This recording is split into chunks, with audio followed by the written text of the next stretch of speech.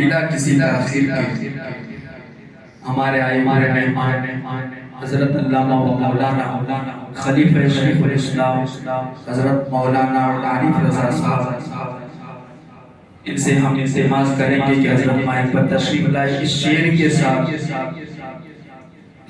کہ احسان مانتا ہے زمانہ حسین کا، احسان مانتا ہے زمانہ حسین کا، حور و ملک نے گایا ترانہ حسین کا، حور و ملک نے گایا ترانہ حسین کا، اور اب بھی سخی کے ہاتھ کی دھومیں ہیں چار سو، اب بھی سخی کے ہاتھ کی دھومیں ہیں چار سو، صدیوں سے بڑھ رہا ہے خزانہ حسین کا، صدیوں سے بس بڑھ رہا ہے خزانہ حسین کا، اور لرزہ ہے جس کی ضرب سے ہر دور کا یزید، لرزہ ہے جس کی ضرب سے ہر دور کا یزید، ایسا بنایا رب نے نشانہ حسین کا، ایسا بنایا رب نے نشانہ حسین کا، اور سنی ہوں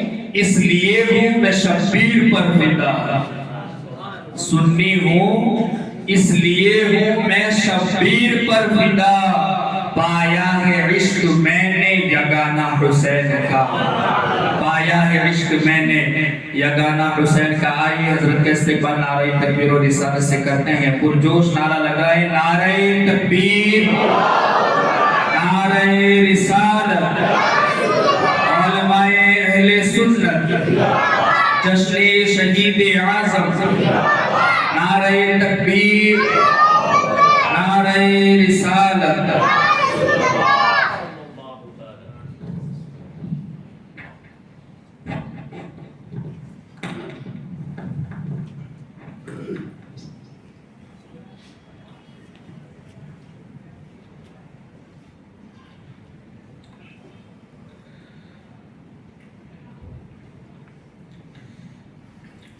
السلام علیکم ورحمۃ اللہ وبرکاتہ۔ وعلیکم السلام ورحمۃ اللہ وبرکاتہ۔ الفاتحہ۔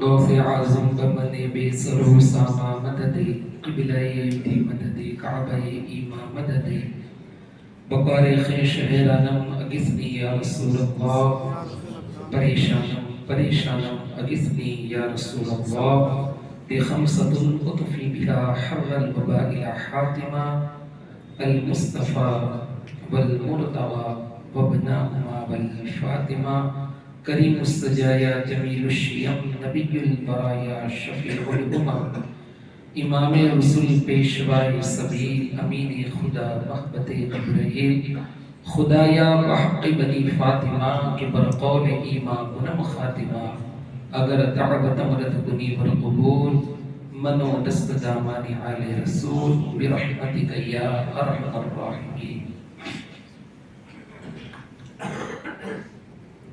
الحمدللہ الحمدللہ وکفا والصلاة والسلام علی نبی المصطفیٰ وعلی آلہ واصحابہ اجمعین وعلی آلہ واصحابہ طیبین الطاہرین وعلی آلہ واصحابہ نجوم الہدی وأولياء أمته وعلماء ملته برة التقى، أما بعد فأعوذ بالله من الشيطان الرجيم، بسم الله الرحمن الرحيم، ولا تقولوا لمن يقتل في سبيل الله أموات بل أحياء ولكن لا تشعرون۔ صدق الله المولانا العظيم، وصدق رسوله النبي الكريم، ونحن على ذلك لمن الشاهدين والشاكرين والحمد لله رب العالمين. بعد توحید کے متوالوں، شمع رسالت کے پروانوں، غوث و رضا کے چاہنے والوں، اولیاء امت کے جانثاروں، آپ تمام لوگوں کے سامنے میں نے قرآن مقدس کے ایک مشہور اور معروف آیت مبارکہ پڑھنے کا شرف حاصل کیا. اس کا معنی و مطلب سمجھنے اور سمجھانے سے پہلے آئیے ہم اور آپ سب مل کر ہم سب کے مرکز عقیدت حضور سرور کائنات فخر موجودات احمد مجتبی محمد عربی صلی اللہ تعالی علیہ وسلم کی بارگاہ بکس پناہ میں غلامی کا ثبوت دیتے ہوئے ایک مرتبہ بآواز بلند درود پاک پر یا اللہم صلی علی سیدنا و مولانا محمد قد باقت حیلتی ادرکنی یا رسول اللہ صلی اللہ تعالی علیہ وسلم. اللہ تبارک و تعالیٰ کا کروڑوں صدہ احسان ہے کہ اللہ تبارک و تعالیٰ نے ہمیں مسلمان کے گھر میں پیدا کیا، آقا کا امتی بنایا اور عاشق غوث و خواجہ بنایا. اور قابل تعریف وہ لوگ ہیں جن لوگوں نے یہ کار خیر کیا، یعنی اچھا کام کیا. اور آپ روزانہ الگ الگ موضوعات پر بہترین انداز میں کسی شہر کے مساجد کے ائمہ سے خطاب سنا.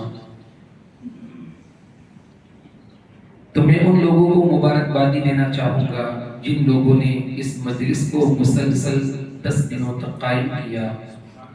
آج تقریر کا آخری دن ہے اور کل نعت منقبت پیش کی جائے گی. تو اللہ تبارک و تعالی ہم تمام مسلمانوں کو اسی طریقے سے محفلوں کو سجانے کا ایک جذبہ پیدا کرے. اور میں اس شہر کے تمام ائمہ حضرات کا شکر گزار ہوں کہ اس ناچیز کو کچھ لب کشائی کرنے کی جو سعادت ملی ہے. تو آج ہم لوگ جس محفل میں آئے ہیں تو ہم عہد کریں گے کہ انشاءاللہ جب تک زندہ رہیں گے جو بات قرآن و احادیث پاک کی روشنی کے اندر آپ تک پہنچائی جائے گی، انشاءاللہ ان تمام باتوں پر عمل کرنے کی کوشش کریں گے. اور میں کیا اور آپ کیا، آج جس کی محفل کو ہم لوگوں نے سجایا وہ ایک عظیم شخصیت ہے کہ آج ہماری مسجدیں جو آباد ہے، آج محراب و منبر سے آپ تک جو دین پہنچ رہا ہے، آج مسجدوں کی میناروں سے جو اذانیں آ رہی ہے، حقیقت میں یہ امام حسین کا صدقہ ہے. تو اعلیٰ حضرت عظیم البرکت مجدد دین و ملت الشاہ امام احمد رضا خان فاضل بریلوی رضی اللہ تعالیٰ عنہ خاندان اہل بیت اطہار کے بارے میں جو ارشاد فرماتے ہیں کہ کیا بات ہے رضا اس چمنستان کرم کی، کیا بات ہے رضا اس چمنستان کرم کی. زہرا ہے کلی جس میں حسین اور حسن پھول، زہرا ہے کلی جس میں حسن اور حسین پھول. اور مرد ہم باطل کے آگے مات کھا سکتے نہیں، مرد ہم باطل کے آگے مات کھا سکتے نہیں. سر کٹا سکتے ہیں لیکن سر جھکا سکتے نہیں. اور نہ مسجد میں نہ بیت اللہ کی دیواروں کے سائے میں، نہ مسجد میں نہ بیت اللہ کی دیواروں کے سائے میں نماز عشق ادا ہوتی ہے تلواروں کے سائے میں، نماز عشق ادا ہوتی ہے تلواروں کے سائے میں. مگر عشاق اپنی جان کی پرواہ نہیں کرتے، مگر عشاق اپنی جان کی پرواہ نہیں کرتے. اور خدا سے ڈرنے والے موت سے ہرگز نہیں ڈرتے، خدا سے ڈرنے والے موت سے ہرگز نہیں ڈرتے. اور زندہ ہو جاتے ہیں جو مرتے ہیں حق نام پر، زندہ ہو جاتے ہیں جو مرتے ہیں اپنے نام پر۔ اللہ اللہ موت کو کس نے مسیحا کر دیا، اللہ اللہ موت کو کس نے مسیحا کر دیا، اور آج تک اسلام کو ہے فخر تیری ذات پر۔ اگر اس اشعار کو سمجھ جائیں نا تو سب کچھ آپ سمجھ جائیں گے۔ آج تک اسلام کو ہے فخر تیری ذات پر، جان دی بیعت نہ کی لیکن یزیدی ہاتھ پر، جان دی بیعت نہ کی لیکن یزیدی ہاتھ پر۔ قتل حسین اصل میں مرگ یزید ہے، قتل حسین اصل میں مرگ یزید ہے۔ اسلام زندہ ہوتا ہے ہر کربلا کی بار، اسلام زندہ ہوتا ہے ہر کربلا کی بار۔ اور انسان کو بیدار تو ہو لینے دو، انسانوں کو بیدار تو ہو لینے دو۔ ہر قوم پکارے گی ہمارے ہیں حسین، ہر قوم پکارے گی ہمارے ہیں حسین۔ ٹوٹے ہوئے دلوں کا سہارا حسین ہے، ٹوٹے ہوئے دلوں کا سہارا حسین ہے۔ ڈوبے نہ جو فلک پہ وہ تارا حسین ہے، اور اہل خرد سمجھ نہ سکے کیا حسین ہے۔ علماء کرام موجود ہیں، بخوبی وہ جانتے ہیں اہل خرد کا معنی۔ اہل خرد کا معنی ہوتا ہے عقل مند، دانش مند، ہوشیار لوگ۔ کہ اہل خرد سمجھ نہ سکے کیا حسین ہے، نانا کے جسم پاک کا سایہ حسین ہے، نانا کے جسم پاک کا سایہ حسین ہے۔ اور یہ بھی خیال تم کو نہ آیا یزیدیو، یہ بھی خیال تم کو نہ آیا یزیدیو، سرکار دو جہاں کا نواسا حسین ہے، سرکار دو جہاں کا نواسا حسین ہے۔ شاہ است حسین بادشاہ است حسین، شاہ است حسین بادشاہ است حسین، دین است حسین دین پناہ است حسین، سردار نداد دست در دست یزید، سردار نداد در دست یزید، حقہ کے بنائے لا الہ است حسین، حقہ کے بنائے لا الہ است حسین۔ ایک مرتبہ درود پاک پر یا اللہم صلی علی سیدنا و مولانا محمد قد غاب رحیلتی ادرکنی یا رسول اللہ صلی اللہ تعالی علیہ وسلم۔ اللہ تبارک و تعالی قرآن پاک کے اندر ارشاد فرماتا ہے یا ایھا ولا تقولوا لمن یقتل فی سبیل اللہ اموات بل احیاء ولکن لا تشکرون۔ سامعین محترم، اللہ تبارک و تعالی نے اس آیت مبارکہ کے اندر ان لوگوں کا ذکر کیا جو اپنی جانوں کو راہ خدا کے اندر قربان کر دیتے ہیں۔ رب کریم نے ارشاد فرمایا وَلَا تَقُولُوا لِمَن يُقْتَلُ فِي سَبِيلِ اللَّهِ أَمْوَاتٌ، جو لوگ فی سبیل اللہ اپنی جانوں کو قربان کر دے، جو لوگ راہ خدا کے اندر اپنی جانوں کو قربان کر دے، انہیں تم مردہ نہ کہو۔ رب کریم نے آگے ارشاد فرمایا بل احیاء ولکن لا تشعرون، لیکن اے لوگوں تمہیں ان کی زندگی کا شعور نہیں۔ تسامعین محترم، اس آیت مبارکہ سے ساری باتوں کا خلاصہ ہو گیا کہ سب سے بڑی دنیا کے اندر اگر کوئی معتبر کتاب ہے تو وہ قرآن پاک ہے۔ آپ سوچتے ہوں گے اللہ تبارک و تعالیٰ نے آسمان سے مشہور 4 کتابوں کا نزول فرمایا، توریت کے ماننے والوں نے بھی رد و بدل کر دیا، زبور حضرت داؤد علیہ السلام پر نازل ہوئی، ان کے ماننے والوں نے بھی رد و بدل کر دیا، انجیل شریف حضرت عیسیٰ روح اللہ پر نازل ہوا، ان کے ماننے والوں نے بھی رد و بدل کر دیا، لیکن قرآن پاک ایک ایسی کتاب ہے اللہ تبارک و تعالیٰ نے اپنے محبوب پر نازل فرما کر اس کتاب کے اندر واضح طور پر فرما دیا کہ قرآن پاک کی حفاظت کرنے کی حافظوں کو ضرورت نہیں ہے، علماء کو نہیں ہے، محدثوں کو نہیں ہے، مفتیان اعظام کو نہیں ہے۔ قرآن پاک کے اندر رب کریم نے واضح طور پر فرما دیا کہ اللہ تبارک و تعالیٰ خود اس کتاب کا محافظ ہے، اور قرآن پاک سے ہمیں درس ملا وَإِنَّا لَهُ لَحَافِظُونَ۔ اب بتاؤ کہ جس کتاب کا اللہ تبارک و تعالیٰ خود محافظ ہے، اس سے بڑی کوئی کتاب ہو ہی نہیں سکتی۔ اب مسلمان ایک طرف میں قرآن کو سمجھنا ہے، ایک طرف ہم احادیث پاک کو بھی سمجھیں گے تاکہ پتہ چلے آج ہماری قوم کس طرف جا رہی ہے، آج ہماری قوم جہالت کی طرف کیوں بڑھ رہی ہے؟ قرآن پاک کے اندر رب کریم نے واضح طور پر فرمایا، اٹھائیے 14واں پارہ، رب کریم نے واضح طور پر فرما دیا آج انسان پریشان ہے، سکون تلاش کر رہا ہے، کہیں نہ کہیں انسان کو سکون تلاش کرنے پر بھی سکون نہیں ملتا، اللہ اکبر۔ لیکن قرآن پاک دنیا کے اندر واحد وہ کتاب ہے کہ جس کے اندر رب کریم نے خود ارشاد فرمایا تبیانا لکل شیء، قرآن پاک کے اندر ہر چیز کا ذکر ہے، قرآن پاک کے اندر ہر چیز کا جواب ہے۔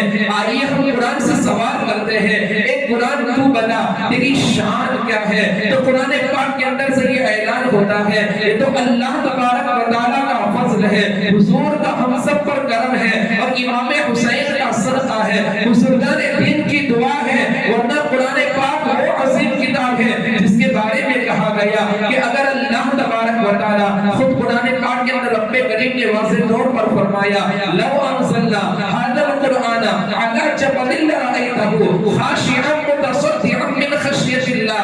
آج ہم قرآن پاک کو کیا سمجھتے ہیں؟ ہمارے گھر میں قرآن پاک ہے لیکن ہمیں پڑھنے کے لیے وقت نہیں ہے۔ قرآن پاک کتنی عظیم کتاب ہے جس کی گواہی خود قرآن دے رہا ہے کہ اللہ تبارک و تعالیٰ اگر قرآن پاک کی ایک آیت کو اگر پہاڑوں پر نازل کرتا خاشعا متصدعا من خشیت اللہ، تو یہ پہاڑ اللہ تبارک و تعالیٰ کے خوف سے ریزہ ریزہ ہو جاتا۔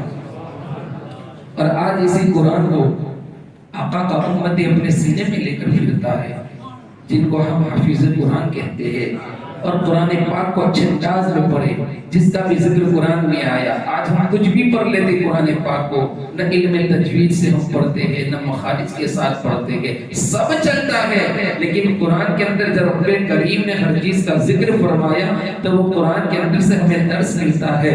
قرآن پاک کو ترتیل کے ساتھ پڑھو۔ بتاؤ اب اس قرآن پاک میں رب کریم نے سب سے پہلے الف لام میم، یہ میں اس لیے قرآن پاک سے دلیل دے رہا ہوں کہ موجودہ حالات کے اندر ہم سب جانتے ہیں کہ ہماری قوم کس طرف جا رہی ہے۔ اگر علماء حق بات بول دیں تو ہم علماء کے مخالف ہو جاتے ہیں۔ ہم نے قرآن سمجھا ہی نہیں، ہم نے اپنی طبیعت سے زندگی گزارنا شروع کر دیا۔ اس کی وبا بھی قرآن کے اندر آئی ہے۔ رب کریم نے بعض مقامات پر فرمایا کہ کیا ہونے والا ہے، کیا ہوگا، تو اب رب کریم نے قرآن پاک کے اندر سب سے پہلے الف لام میم اس آیت پہلے پارے کے اندر ان حروف کو حروف مقطعات کہا گیا۔ اس کے بعد رب کریم نے فرمایا ذالک الکتاب لا ریب فیہ، سب سے پہلے اللہ تبارک و تعالیٰ نے قید لگا دی کہ یہ وہ کتاب ہے جس کے اندر شک کرنے کی بھی گنجائش نہیں۔ کتنی پیاری کتاب قرآن پاک، خود ہر چیز کا جواب قرآن سے ہم لے رہے ہیں۔ آج انسان تکلیف میں کیوں ہے؟ قرآن پاک کے اندر رب کریم نے فرمایا ان الانسان لفی خسر، کہ بے شک انسان خسارے میں ہے، تکلیف میں ہے۔ جب وہ گناہوں کا کام کرے گا، اسلام سے ہٹ کر وہ کام کرتا ہے تو وہ انسان تکلیف میں ہے، وہ پریشانی میں ہے۔ اب قرآن پاک کے اندر رب کریم نے فرمایا کہ جو لوگ راہ خدا کے اندر اپنی جانوں کو قربان کرے انہیں تم مردہ نہ کہو بلکہ وہ زندہ ہے۔ تو قرآن پاک کی اس آیت مبارکہ سے شہداؤں کا جو مقام ہے اس مقام کا ہمیں جواب مل گیا کہ جو لوگ راہ خدا کے اندر اپنی جانوں کو قربان کر دیتے ہیں وہ مرتے نہیں بلکہ وہ زندہ ہوتے ہیں، لیکن ہمیں ان کی زندگی کا شعور نہیں۔ اب یہاں پر ایک سوال یہ بھی پیدا ہوتا ہے، اگر انسان اگر زبان ہے تو بات کرے گا کہ بھائی شہید مر گئے، سر تن سے جدا ہو گیا، ان کے جسم کے اوپر گھوڑے دوڑائے گئے، اللہ اکبر، اس کے باوجود بھی وہ زندہ کیسے؟ اب انسان کے پاس زبان ہے تو وہ کہے گا۔ اگر کوئی انسان یہ گمان کر لے، اگر اس بات کو سوچ لے کہ سر تن سے جدا ہو گیا ہے، سب کچھ مٹ گیا ہے، پھر یہ لوگ زندہ کیسے؟ اگر میں زبان سے کہوں گا تو مجھ پر حملہ ہوگا۔ قرآن نے پابندی لگا دی، تم زبان سے بھی مردہ نہیں کہہ سکتے۔ اب قرآن پاک کے اندر اس پر بھی پابندی لگا دی کہ تم یہ سوچو بھی مت، اس لیے کہ انہوں نے راہ خدا کے اندر اپنے جانوں کو قربان کر دیا ہے، تم گمان بھی مت کرو۔ اٹھائیے قرآن پاک رب کریم چوتھے پارے کے اندر واضح طور پر فرماتا ہے وَلَا تَحْسَبَنَّ الَّذِينَ قُتِلُوا فِي سَبِيلِ اللَّهِ أَمْوَاتًا بَلْ أَحْيَاءٌ عِندَ رَبِّهِمْ يُرْزَقُونَ، کہ تم شہیدوں کو مردہ گمان بھی مت کرو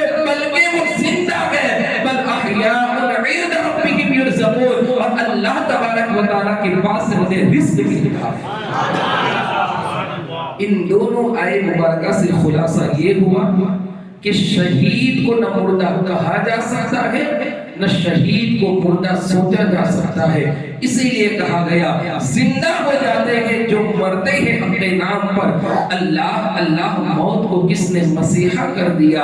تو سامعین محترم، اب میں ان لوگوں سے پوچھنا چاہتا ہوں جو لوگ یہ کہتے ہیں اگر ہم یہ کام نہ کریں گے تو حسین کو یاد کون کرے گا، حسین کو کوئی یاد نہیں کرے گا، ان سے میں ایک سوال پوچھنا چاہتا ہوں۔ رب کریم نے واضح طور پر فرما دیا کہ جو میری راہ کے اندر اپنی جانوں کو قربان کر دے انہیں تم مردہ نہ کہو، وہ زندہ ہے، مردہ گمان بھی نہ کرو بلکہ وہ زندہ ہے۔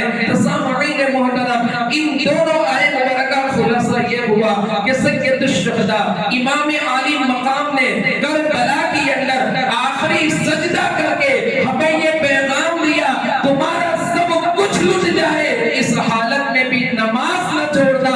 جب نماز ہم پڑھیں گے تو مسجدیں آباد رہے گی، جب مسجدیں آباد رہے گی تو قیامت تک حسین کا جت ہے۔ اور لوگوں نے کھیل کود اور تماشے کو امام حسین کا نام دے رکھا ہے۔ اب اس کو بھی ہم قرآن سے اس کی بھی میں دلیل دوں گا کہ بعد میں کوئی اعتراض نہ کرے۔ عاشق حسین تو وہ ہوتا ہے کہ جب کانوں میں اذان کی آواز آئے تو وہ سب کچھ چھوڑ کر مسجد میں آ جائے، تلاوت قرآن کرے۔ لیکن ہم لوگوں نے کھیل کو تماشوں کو ذکر حسین سمجھا ہے کہ اس کی بھی دلیل قرآن میں ہے۔ اٹھائیے 7واں پارہ رب کریم ارشاد فرماتا ہے وَذَرِ الَّذِينَ اتَّخَذُوا دِينَهُمْ لَعِبًا وَلَهْوًا وَغَرَّتْهُمُ الْحَيَاةُ الدُّنْيَا۔ رب کریم نے واضح طور پر فرما دیا کہ ان لوگوں سے دور رہو جن لوگوں نے کھیل تماشے کو دین سمجھ لیا ہے۔ اللہ اکبر، یہ قرآن پاک ہے۔ بتاؤ اب قرآن کی آیت کا انکار کرنے والا کافر ہے، شک بھی نہیں کر سکتے ہیں۔ تو خلاصہ کلام یہ ہوا کہ حسینی وہ ہوتا ہے کہ جو کھیل کود اور تماشے کو ذکر حسین نہ کرے بلکہ حسین کا ذکر نمازوں میں ہے، اذانوں میں ہے، تلاوت قرآن میں ہے، اچھے کاموں میں ہے۔ اگر تم کسی انسان کو یہ کام کرتے ہوئے دیکھ لو تو سمجھ جاؤ یہ سچا حسین ہے۔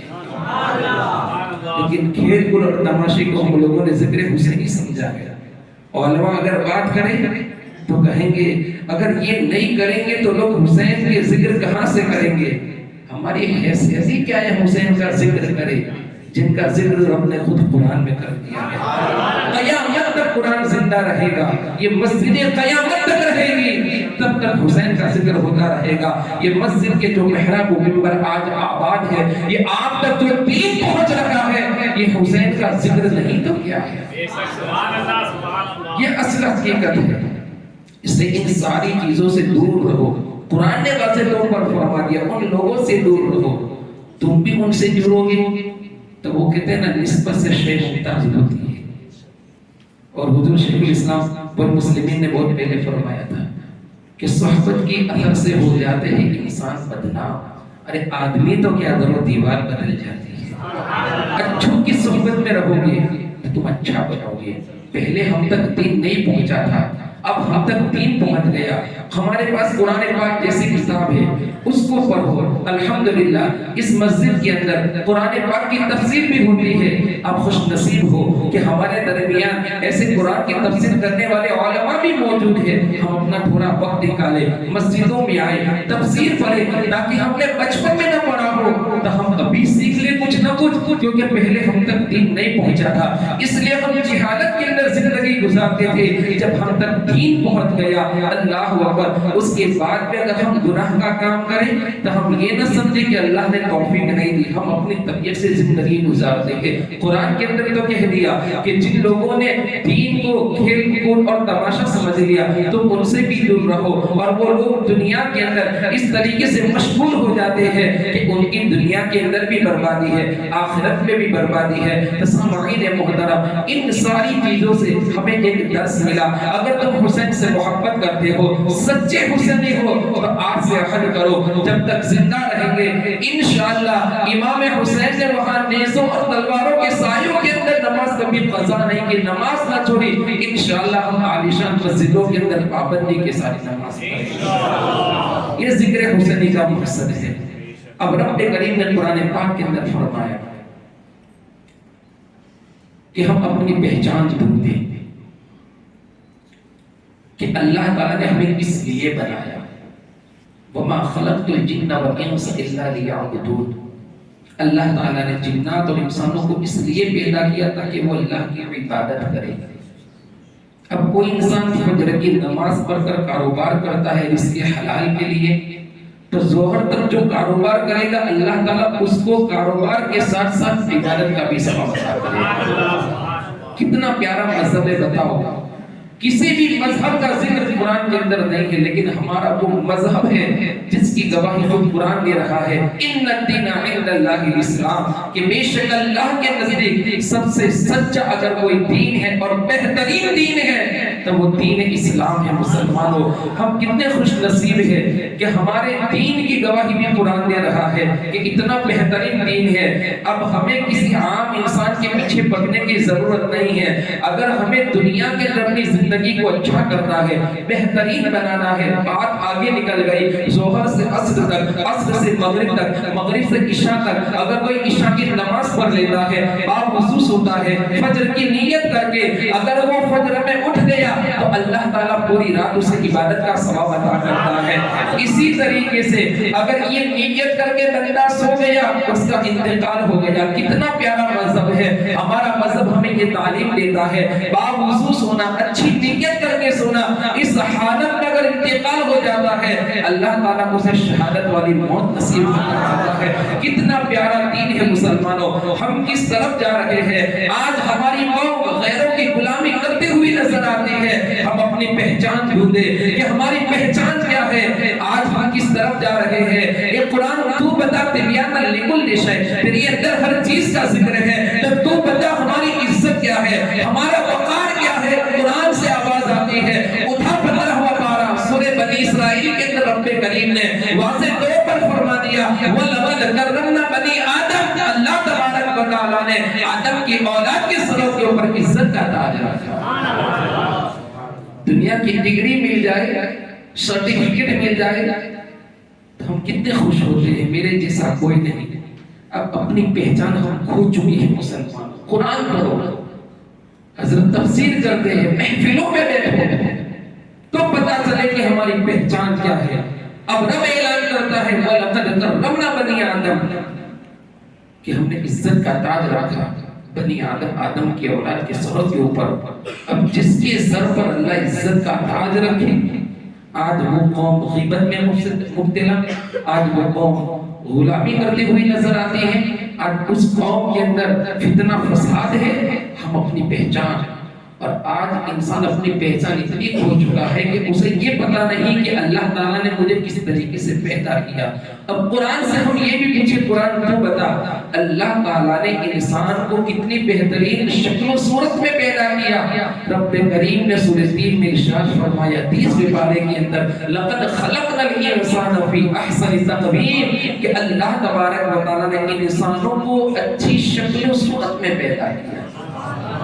ایک پہچان ہماری ہو گئی کہ ہم کیا ہے، ہم کیا بن گئے، ہمیں کس طرف جانا چاہیے اور ہم کس طرف جا رہے ہیں۔ سامعین محترم، امام حسین رضی اللہ تعالی عنہ کی جو ذات ہے، اس ذات کو ہم کیا سمجھیں کہ امام حسین رضی اللہ تعالی عنہ نے جو جنگ کی تھی، آپ جنگ کے ارادے سے گئے ہی نہیں تھے، تخت و تاج کی وہ جنگ نہیں تھی، بلکہ یہی چیز حرام و حلال، جائز و ناجائز، جن چیزوں کے اندر یزیدی نے کہہ دیا، یزید نے کہہ دیا تھا یہ ساری چیزیں جائز ہیں، اور حرام چیزوں کو عام کر دیا تھا، ان کو جائز قرار دیا تھا۔ امام پاک نے، امام عالی مقام نے ان چیزوں کو روکا، اس لیے تو امام عالی مقام نے اپنا ہاتھ نہ دیا۔ تب پتہ کیا چلا، اپنا ہاتھ بھی ایسے پیر کے ہاتھ میں جو شریعت کا پابند، بیت کا معنی ہوتا ہے بک جانا. یہ بات یاد رکھنا. امام حسین نے بھی ہمیں یہ درس دیا، کسی عام انسان کے ہاتھ میں اپنا ہاتھ نہ دینا. اب ہم چلو جس موضوع کی طرف آ رہے ہیں، یہ تو میں نے اس لیے پہچان کرائی تاکہ ہمیں پتا چلے کہ ہم کیا ہے، ہم کس طرف جا رہے ہیں، اور سارے دلائل میں نے قرآن پاک سے آپ تک پہنچائے. علماء کرام بھی موجود ہے. ایک مرتبہ درود پاک پر یا اللہم صلی علی سیدنا و مولانا محمد طب القلوب و دوائها و عافیت الابدان و شفائها و نور الابصار و ضیائها و علی آلہ و اصحابہ و بارک وسلم. سید الشہداء امام علی مقام رضی اللہ تعالی عنہ، امام حسین رضی اللہ تعالی عنہ کی ولادت باسعادت 5 شعبان معظم کو ہوتی ہے. اس سے پہلے کچھ اس طریقے سے بات ظاہر ہوتی ہے. اللہ کے پیارے محبوب صلی اللہ تعالی علیہ وسلم کی بارگاہ کے اندر ام الفضل آ کر عرض کرتی ہے، یا رسول اللہ صلی اللہ علیہ وسلم، فداک ابی و امی یا رسول اللہ صلی اللہ علیہ وسلم، میرے ماں باپ پر قربان یا رسول اللہ صلی اللہ علیہ وسلم. کل رات میں نے ایک خواب دیکھا ہے، اس خواب سے میں ڈر گئی ہوں یا رسول اللہ صلی اللہ علیہ وسلم. میری زبان نہیں چل رہی ہے کہ میں آپ کو اس خواب کے بارے میں بتاؤں. اللہ کے پیارے محبوب صلی اللہ تعالی علیہ وسلم نے ارشاد فرمایا، اے ام الفضل ذرا یہ بتا تو نے کون سا خواب دیکھا ہے؟ تو ام الفضل نے عرض کیا، یا رسول اللہ صلی اللہ علیہ وسلم، جب کل رات کو میں سوئی تو میں نے خواب کے اندر دیکھا کہ آپ کے جسم کے گوشت کا ایک ٹکڑا میری گود میں آ کر گرا ہے. یا رسول اللہ صلی اللہ علیہ وسلم، یہ خواب دیکھنے کے بعد میں ڈر گئی ہوں، وجہ کیا ہے؟ اللہ کے پیارے محبوب صلی اللہ علیہ وسلم نے ارشاد فرمایا، اے ام الفضل تجھے مبارک ہو، اس لیے کہ میری بیٹی فاطمہ کے گھر بچہ پیدا ہوگا، اور جب وہ بچہ پیدا ہوگا تو سب سے پہلے وہ تیری گود میں آئے. اس کے بعد امام حسین رضی اللہ تعالی عنہ ولادت باسعادت ہوتی ہے، اور آقا کریم صلی اللہ تعالی علیہ وسلم حضرت مولا علی مشکل کشا کہ حجرے کے اندر جاتے ہیں، اور آپ نے امام حسین رضی اللہ تعالی عنہ کو گود میں اٹھایا. آقا کریم صلی اللہ تعالی علیہ وسلم نے 5 شعبان المعظم سید الشہداء امام علی مقام رضی اللہ تعالی عنہ کی ولادت باسعادت ہوتی ہے. اس کے بعد حضور سید عالم صلی اللہ تعالی علیہ وسلم نے ایک کان کے اندر اذان پڑھی اور ایک کان کے اندر اقامت پڑھی. اس کے بعد حضور سید عالم صلی اللہ تعالی علیہ وسلم نے، آج ہم فخر کرتے ہیں اگر ہمارے گھر بچے پیدا ہو تو ہم اس عوض کے اندر خوشی مناتے ہیں کہ ہمارے بچوں کو جو گھٹی پلائی جاتی ہے اگر استاذ پلائے، امام پلائے، اور اس سے بڑی خوشی کی بات یہ ہے، گھر کا کوئی بڑا انسان، اس سے بڑی خوشی کی بات یہ ہے اگر کوئی پیر پلا دے ہم بہت خوش ہوتے ہیں. لیکن امام حسین رضی اللہ تعالی عنہ کی یہ شان ہے کہ جب ان کی ولادت ہوئی تو ان کو اس شخصیت نے گھٹی پلائی جس کے صدقے میں اللہ تبارک و تعالی نے ساری کائنات کو پیدا کیا.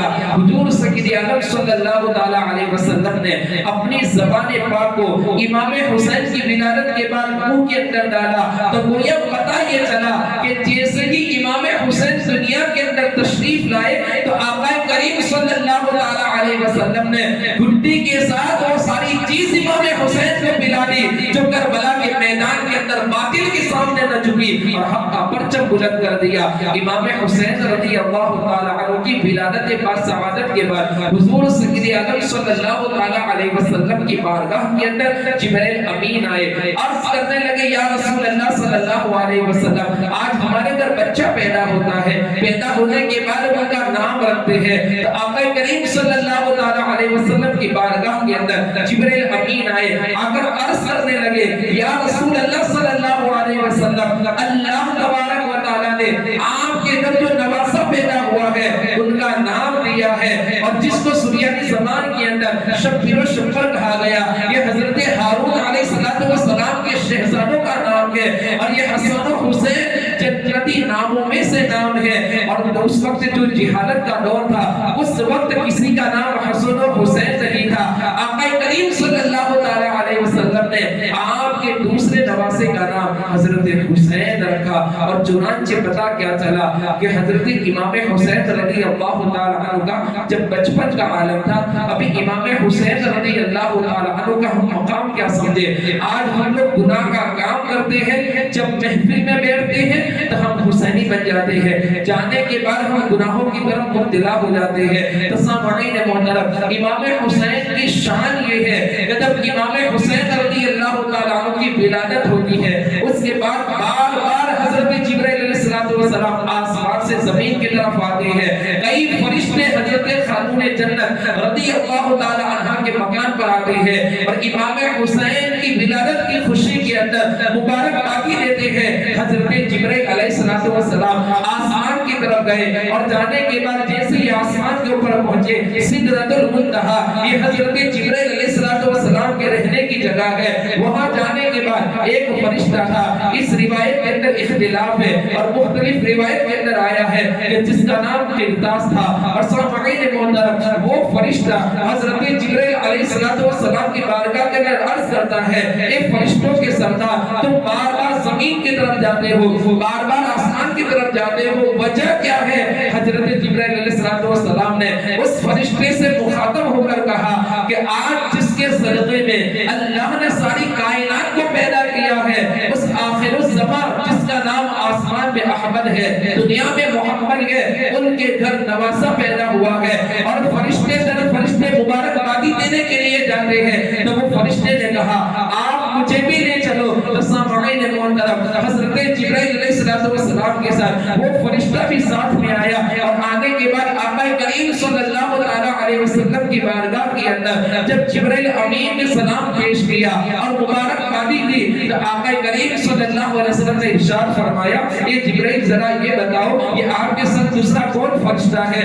اللہ اکبر۔ جبرائیل علیہ السلام نے عرض کیا، یا رسول اللہ صلی اللہ علیہ وسلم، یہ وہ فرشتہ ہے کہ جب اللہ تبارک و تعالیٰ نے دنیا کے اندر مخلوق پیدا کی تھی اور کسی اپاہج کو دیکھ کر اس نے ارادہ کیا تھا کہ اس کو زندگی جینے کا کوئی حق ہی نہیں، تو اللہ تبارک و تعالیٰ نے اسے اپاہج کر دیا، اس کی ساری قوت کو، اس کے پروں کو جلا دیا۔ اللہ اکبر۔ اب وہ فرشتہ آپ کی بارگاہ کے اندر آیا ہے، حضور سید عالم صلی اللہ علیہ وسلم کی بارگاہ کے اندر جیسے یہ فرشتہ آیا، اس نے سلام پیش کیا، اس کے بعد عرض کیا، یا رسول اللہ صلی اللہ علیہ وسلم، آپ کو مبارک ہو، آپ کو بہت بہت مبارک ہو کہ آپ کے گھر نواسا پیدا ہوا ہے، لیکن میرا جی چاہتا ہے کہ اس نواسے کے جسم کے اوپر جو کپڑا ہے، اس کپڑے کو آپ لے کر میرے جسم پر ٹچ کر دو، تاکہ اللہ تبارک و تعالی اس شہزادے کی برکت سے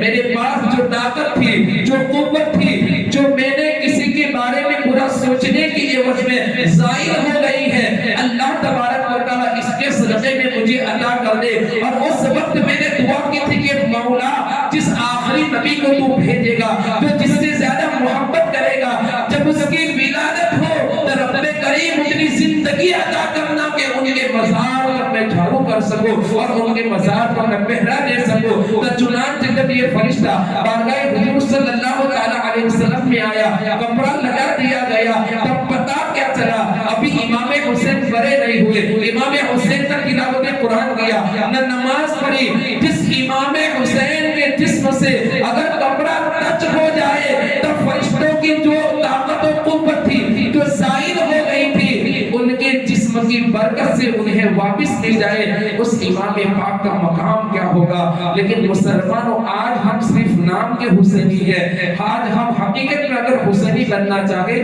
تو آج ہماری مسجدیں ویران نہ ہو، آج ہماری مسجدیں ویران نظر آتی ہیں، ہمیں ہر چیز کی فکر ہے مسلمانوں، لیکن آپ نے قرآن نہیں پڑھا۔ رب کریم نے کیا فرمایا؟ واللہ خیر الرازقین، اللہ تعالیٰ بہترین رزق دینے والا ہے، اللہ تعالیٰ ہر ممکن چیز پر قادر ہے۔ پھر بھی مسلمانوں، ہمیں رزق کی فکر ہے، کاروبار کی فکر ہے، لیکن جو رزق دینے والا ہے اس کی ہمیں فکر نہیں ہے، عبادت کی۔ امام حسین رضی اللہ تعالی عنہ کا اور بچپنا آگے بڑھتا ہوا، آقا کریم صلی اللہ تعالی علیہ وسلم نے امام حسین رضی اللہ تعالی عنہ کو اپنے پاس بلایا، اور بلانے کے بعد اپنے پاس بٹھایا اور اس کے بعد آقا کریم صلی اللہ علیہ وسلم نے ارشاد فرمایا، جس احادیث پاک کو مجھ سے قبل اسی مسجد کی خطیب و امام نے آپ کی بارگاہ کے اندر پیش کیا کہ اللہ کے پیارے محبوب صلی اللہ علیہ وسلم نے ارشاد فرمایا کہ یہ حسن اور حسین جنتی جوانوں کے سردار ہے۔ اور پھر اتنا نہیں، اللہ کے پیارے محبوب صلی اللہ علیہ وسلم نے آگے کا جز بیان کرتا ہوں کہ اللہ کے پیارے محبوب صلی اللہ علیہ وسلم نے صرف اتنا نہیں کہا بلکہ دعا فرمائی کہ اے مولا میں حسن اور حسین سے محبت کرتا ہوں، اے مولا تو بھی محبت فرما۔ پھر آگے ہم جیسے گنہگاروں کے لیے آقا نے دعا کی کہ اے مولا جو بھی حسن اور حسین سے دنیا میں محبت کرے، مولا تو بھی اسے محبت کر۔ تو آج ہم لوگ جو یہاں پر جمع ہوئے ہیں یہ حسین کی محبت میں آئے ہیں، تو یہ آقا کی دعاؤں کا صدقہ ہے کہ آقا نے کیا دعا کی کہ اے مولا میں محبت کرتا ہوں تو بھی محبت فرما، اور جو ان سے محبت کرے مولا تو ان سے بھی محبت کر۔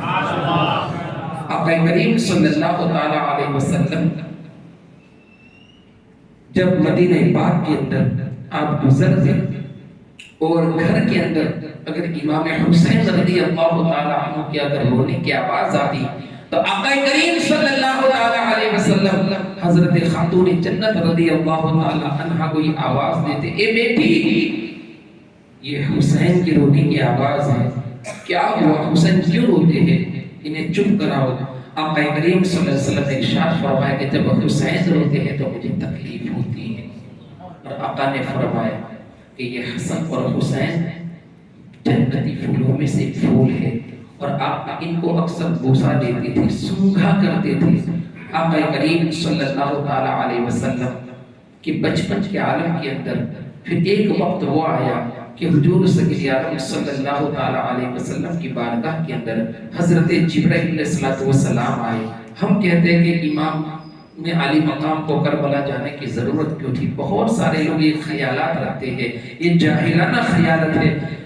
امام حسین رضی اللہ تعالی عنہ کی میں بات آگے نکل گئی، جب آپ حضور صلی اللہ تعالی علیہ وسلم کے 6 سال کی عمر تھی، حضرت امام حسین رضی اللہ تعالی عنہ کی، اس وقت جبرائیل امین آئے اور آ کر عرض کیا، یا رسول اللہ صلی اللہ علیہ وسلم اللہ تبارک و تعالی ان دونوں میں سے ایک کی قربانی قبول کرے گا، ایک کی قربانی آپ کو پیش کرنی ہوگی، اور ایک طرف حضور صلی اللہ تعالی علیہ وسلم کے لڑکے یعنی بیٹے شہزادے حضرت ابراہیم رضی اللہ تعالی عنہ، ایک طرف امام حسین تھے، ایک طرف حضرت ابراہیم تھے۔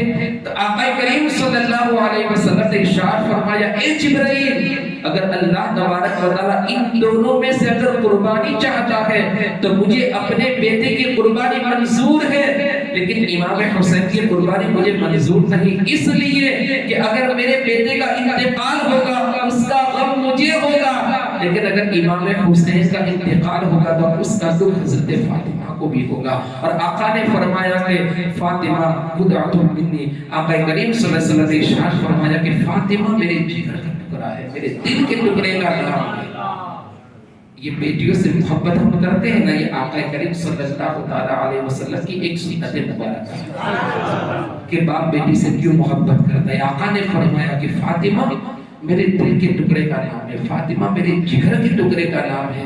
تسامعین محترم، اسی طریقے سے چند دن کے بعد حضرت ابراہیم رضی اللہ تعالی عنہ کا انتقال ہو گیا، اور حضور صلی اللہ تعالی علیہ وسلم کی بارگاہ کے اندر کچھ دنوں کے بعد حضرت جبرائیل علیہ السلام بھی آئے، حضرت میکائیل علیہ السلام بھی آئے اور کچھ مٹی لے کر آئے۔ تو حضور صلی اللہ تعالی علیہ وسلم کی بارگاہ کے اندر اس وقت سلمہ موجود تھی، اور اس حدیث پاک کو حضرت عائشہ صدیقہ رضی اللہ تعالی عنہ روایت کرتی ہے کہ حضور صلی اللہ تعالی علیہ وسلم کی بارگاہ کے اندر حضرت میکائیل علیہ السلام بھی آئے، حضرت جبرائیل علیہ السلام بھی آئے اور کچھ مٹی لے کر آئے۔ آقا نے ارشاد فرمایا یہ کیا ہے؟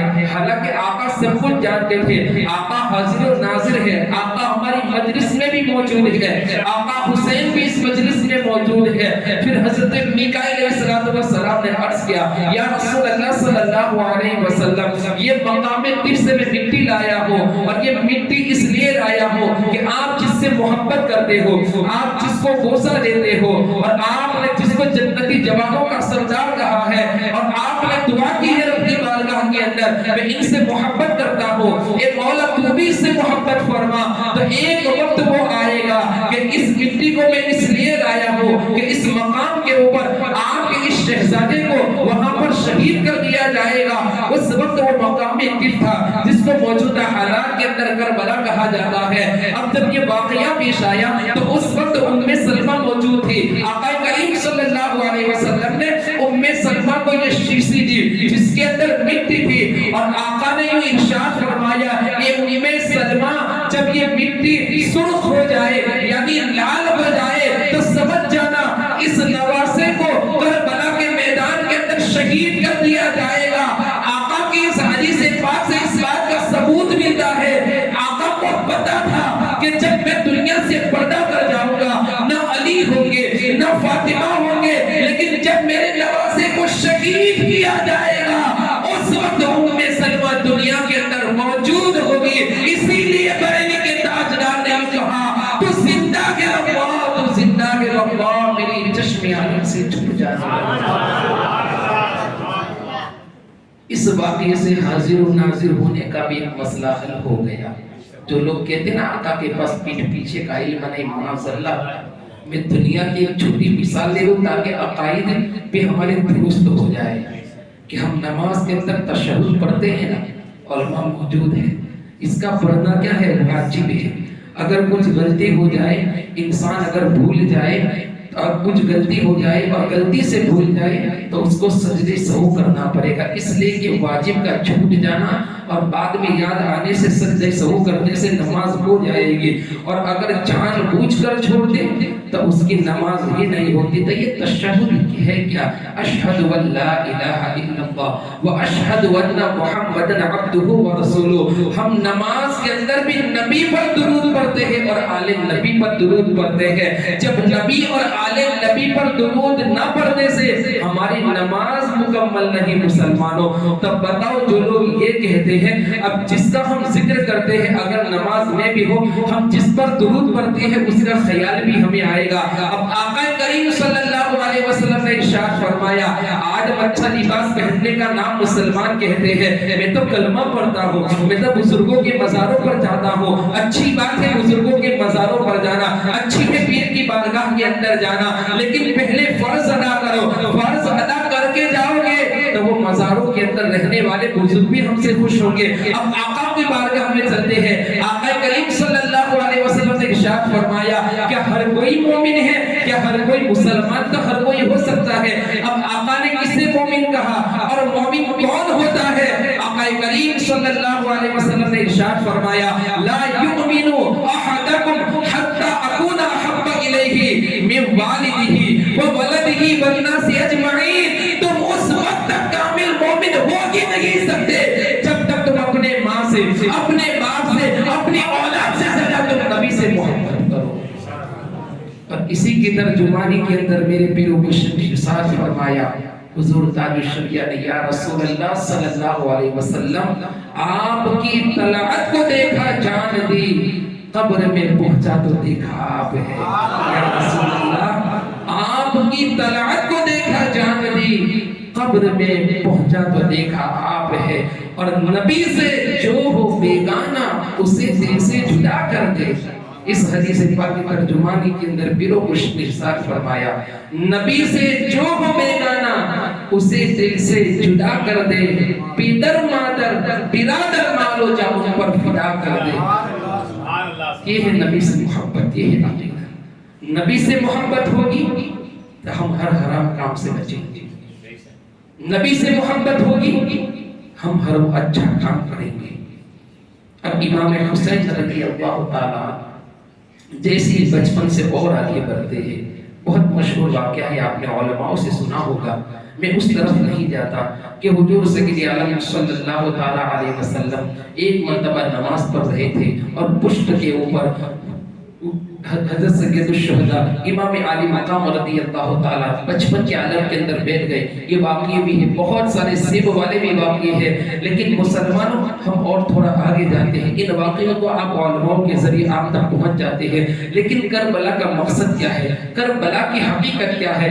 حضور سید عالم صلی اللہ تعالیٰ علیہ وسلم نے پہلے ارشاد فرما دیا تھا، ایک وقت وہ آئے گا کہ یہ میرے نواسے کو، میرے ماننے والے، کلمہ پڑھنے والے قتل کر دیں گے، اور وہ مقام طیف ہوگا جو موجودہ حالات میں کرب و بلا ہے. تسامعین محترم، آخر وہ بات آ گئی کہ حضور سید عالم صلی اللہ علیہ وسلم کے پردہ فرمانے کے بعد خلفائے راشدین کا دور آیا، ان کی دار خلافت آئی، اور اس کے بعد امام حسن، اس کے بعد حضرت سیدنا امیر معاویہ رضی اللہ تعالی عنہ کی خلافت آئی، اور حضرت سیدنا امیر معاویہ رضی اللہ تعالی عنہ کی خلافت کی خلافت کے بعد جب آپ کا انتقال ہو گیا تو اس وقت یزید ملیک اس کے تخت کے اوپر بیٹھ گیا، اور اس نے مدینے کے اندر یہ حکم جاری کر دیا کہ آپ جتنا جلدی ہو سکے اتنا امام حسین ہے، خاندان اہل بیت کے جتنے بھی لوگ ہیں، ان تمام لوگوں سے کہو میرے ہاتھ پر بیٹھ کر لے.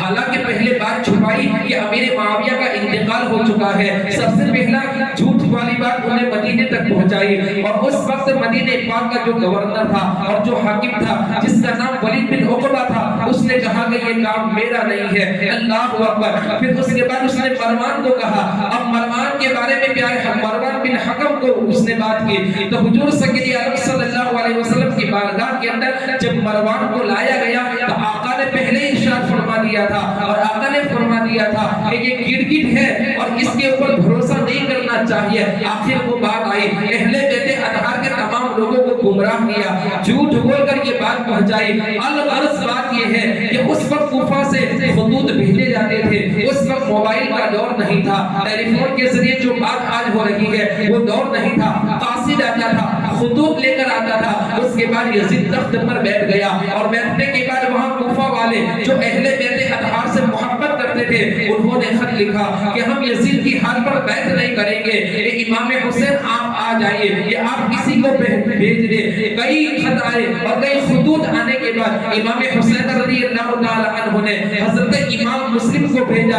اس کے بعد امام مسلم کے ساتھ آپ کے دونوں شہزادے حضرت ابراہیم اور حضرت محمد، یہ دونوں کم سے عمر بچے تھے، ان کو بھی آپ ساتھ میں لے کر گئے. الغرض طویل گفتگو ہو جائے گی. اس کے بعد حضرت امام مسلم وہاں پر پہنچے، اور پہنچنے کے بعد 7 دن کے اندر کوفہ والے 12,000 لوگوں نے اہل بیت اطہار کے ہاتھ پر بیٹھ کے، امام مسلم کے ہاتھ پر بیٹھ کے، اس کے بعد وہاں کے لوگوں نے امام مسلم کے ساتھ غداری کیا اور ان کے خلاف ہو گئے. اور آقا کریم صلی اللہ علیہ وسلم نے ارشاد فرمایا، آج ہر شخص کہتا ہے میں مومن ہوں، میں مومن ہوں، میں سچا ہوں، لیکن ہم آقا کی بارگاہ میں چلتے ہیں، یا رسول اللہ صلی اللہ علیہ وسلم آپ بتائیے کہ مومن کیا ہے؟ آقا نے ارشاد فرمایا کہ المومن وعدہ وفا والمنافق وعدہ اذا اخلفا.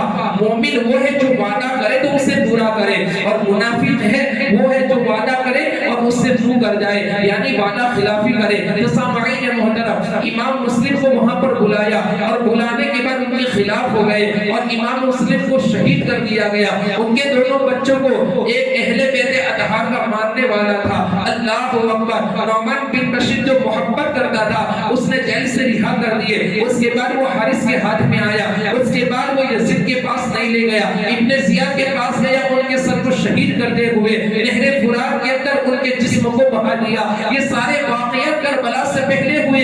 اس کے بعد امام مسلم کے ہاتھ پر جب 12,000 لوگوں نے بیعت کی تو امام مسلم نے امام حسین کو خط لکھا، اور خط لکھنے کے بعد کہا یہاں کا ماحول اچھا ہے، یہاں کے لوگ ہم سے محبت کرتے ہیں، آپ بھی چلے آؤ، یہ اصل کربلا کی داستان اب شروع ہو رہی ہے. چنانچہ امام حسین رضی اللہ تعالیٰ عنہ کو جب یہ خط ملے، اس کے بعد امام علی مقام نے سفر شروع کیا. آقا کی بارگاہ کے اندر گئے، یا رسول اللہ صلی اللہ علیہ وسلم، اللہ اکبر، اب ہمیں یہ مدینہ چھوڑنا پڑے گا، وہ مدینہ کہ جہاں پر 70,000 فرشتے صبح کو آ جائے اور 70,000 فرشتے شام کو آ جائے، انہیں قیامت تک آنے کی اجازت نہیں. یہ فرشتے بارگاہ رسول میں آ کر درود پاک کا نذرانہ پڑھتے ہیں. وہ مدینہ ہے کہ جہاں پر ہوائیں بھی ادب کے ساتھ چلتی ہیں، وہ مدینے کی عظمت ہے، اللہ اکبر، کہ جہاں جبرائیل بھی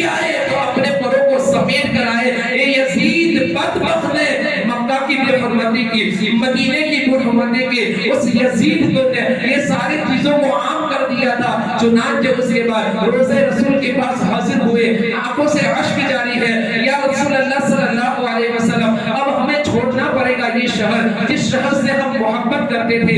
یا رسول اللہ صلی اللہ علیہ وسلم آپ ہمیں اجازت دیجئے. حضور سید عالم صلی اللہ علیہ وسلم کی بارگاہ کے اندر آخری سلام پیش کرتے ہوئے آپ مکہ کی طرف آئے, اور مکہ میں آنے کے بعد پھر وہاں سے قاصد آئے, آپس میں اختلاف ہو گئے. اس کے بعد امام عالی مقام میں تاریخ کے اندر آیا ہے کہ 72 نہیں 82 نفوس قدسیوں کے ساتھ آپ نے وہ سفر شروع کیا. اور اس کے بعد جب آپ وہاں پر پہنچتے ہیں تو اس سفر کے اندر 18 سال کا کلیئر جوان علی اکبر بھی ہے. اس سفر کے اندر مولا حسن کے بیٹے حضرت قاسم بھی ہے جن کی عمر 19 سال ہے. اس سفر کے اندر علی اوسط جس کو بیمار زین العابدین کہا گیا, اس سفر میں یہ بھی ہے. علی اصغر بھی ہے. اس سفر کے اندر شہر بانو بھی ہے, ام رباب بھی ہے. اس سفر کے اندر حضرت سکینہ بھی ہے. یہ سارے لوگوں کا سفر کرتے ہوئے یہ قافلہ آخر میں وہاں پہنچتا ہے. وہاں پہنچنے کے بعد دیکھا کہ ہمیں جو خطوط ملے تھے اس خطوط کے اندر جو لکھا تھا اس کے موافق تو کچھ بھی بات نہیں ہے. کوئی چاہنے والے اہل بیت ادہان نے امام علی مقام کے پاس جا کر کہا کہ امام علی مقام جو امام مسلم یہاں پر آئے تھے ان کو بھی شہید کر دیا, ان کے بچوں کو بھی شہید کر دیا. اللہ اکبر. اس کے بعد یزید کی فوج کی طرف سے سب سے پہلے جو آیا تھا وہ حور تھا, اور حور نے آنے کے بعد کہا کہ میں آپ کو راستہ بتاؤں گا. امام حسین رضی اللہ تعالی عنہ کو اللہ تبارک و تعالی نے وہ علم عطا کیا تھا کہ آپ پہچان گئے تھے کہ یہ حور آج میرے خلاف ہے. ایک وقت وہ آئے گا کہ وہ مجھ سے محبت کرے گا اور میرے قبیلے کی طرف سے وہ جنگ کرے گا. اس کے بعد بات کرنے کے بعد حضرت حور کے سامنے آپ نے بات پیش کی کہ آپ مجھے نہیں جانتے, میں حضرت فاطمہ کا بیٹا ہوں. آقا مجھ سے محبت کرتے تھے اور آقا میری پیشانی کو بوسہ دیا کرتے تھے. یہ ساری بات کرنے کے بعد حور کے دل کے اوپر کچھ بات اثر ہوئی. اس کے باوجود بھی جو صحیح راستہ تھا وہاں پر نہ لے گیا, دوسرے راستے کی طرف لایا. اب یہ سفر شروع ہوا اور یہ حکومت کے بارے میں حضرت ابو ہریرہ رضی اللہ تعالی عنہ وہ صحابی رسول ہے جس سے کئی احادیث پاک راوی ہے. انہوں نے اللہ کی بارگاہ میں دعا کی تھی کہ مولا جب 7 ہجری آئے اس ہجری کے اندر مجھے دنیا میں نہ رکھنا, اللہ میں تیری پناہ چاہتا ہوں. جوانوں کی حکومت سے تاریخ سے پتہ چلتا ہے حضرت ابو ہریرہ رضی اللہ تعالی عنہ پہلے سے جان گئے تھے کہ جب 7 ہجری ہوگی اور 61 کی ہجری ہوگی تو اس وقت یزید تخت پر بیٹھے گا اور اہل بیت اطہار کو شہید کرے گا اور یہ غم نہ دیکھا جائے گا. اس صورتحال میں اللہ کی بارگاہ میں دعا کی تھی اور اللہ نے اس دعا کو قبول کیا. حضرت ابو ہریرہ رضی اللہ تعالی عنہ جس سے کئی احادیث پاک روایت ہے, اللہ تبارک و تعالی کی بارگاہ میں جب دعا کی تو یہ دعا قبول ہوئی اور 59 ہجری کے اندر آپ کا انتقال ہو گیا. اب امام علی مقام اپنے اہل بیت اطہار کے وہ 72 اور وہ 82 نفوس قدسیوں کو ساتھ میں لے کر آپ اس مقام پر پہنچتے ہیں. پہنچنے کے بعد آپ سواری کو اور آگے بڑھاتے ہیں لیکن سواری وہاں پر رک جاتی ہے. اس کے بعد آپ نے ادھر اپنے سواری سے اتر کر اس زمین کی مٹی کو لیا اور پتہ چل گیا کہ وہی مٹی ہے جس کو آقا کریم صلی اللہ علیہ وسلم نے میرے نانا جان نے بچپن میں مجھے بتایا تھا, اور جو نبی مجھ سے محبت کرتے تھے اور میری فضیلت صحابہ کے اندر بیان کرتے تھے وہ آقا نے مجھے پہلے بتا دیا تھا. اس کے بعد آپ نے خاندان نبوت کے تمام چشم و چراغ کو یہ اعلان کیا یہ ہمارا آخری مقام ہے, اب ہمیں یہاں پر رہنا پڑے گا. اور یہی امام حسین سمجھ گئے, وہاں مٹی اٹھائی تو پتہ چل گیا یہ میری آخری قیام گاہ ہوگی اور یہی میری قبر گاہ ہوگی, اور وہاں پر خیمے لگا دیے گئے. اللہ اکبر. ان کو بلایا گیا تھا اس لیے کسی شاعر نے کہا ہے کہ جن کو دھوکے سے کوفہ بلایا گیا,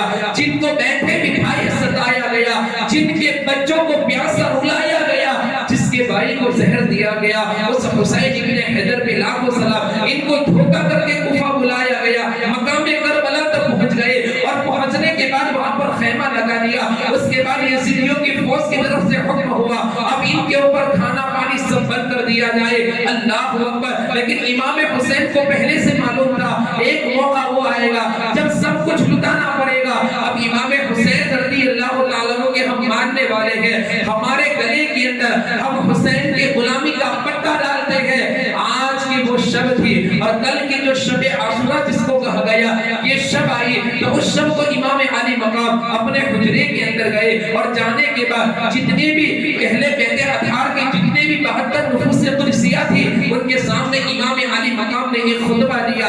آج ہماری قوم کیا کرتی ہے؟ جب شب عاشورہ ہوتا ہے بازاروں کے اندر تماشے کرتے ہیں۔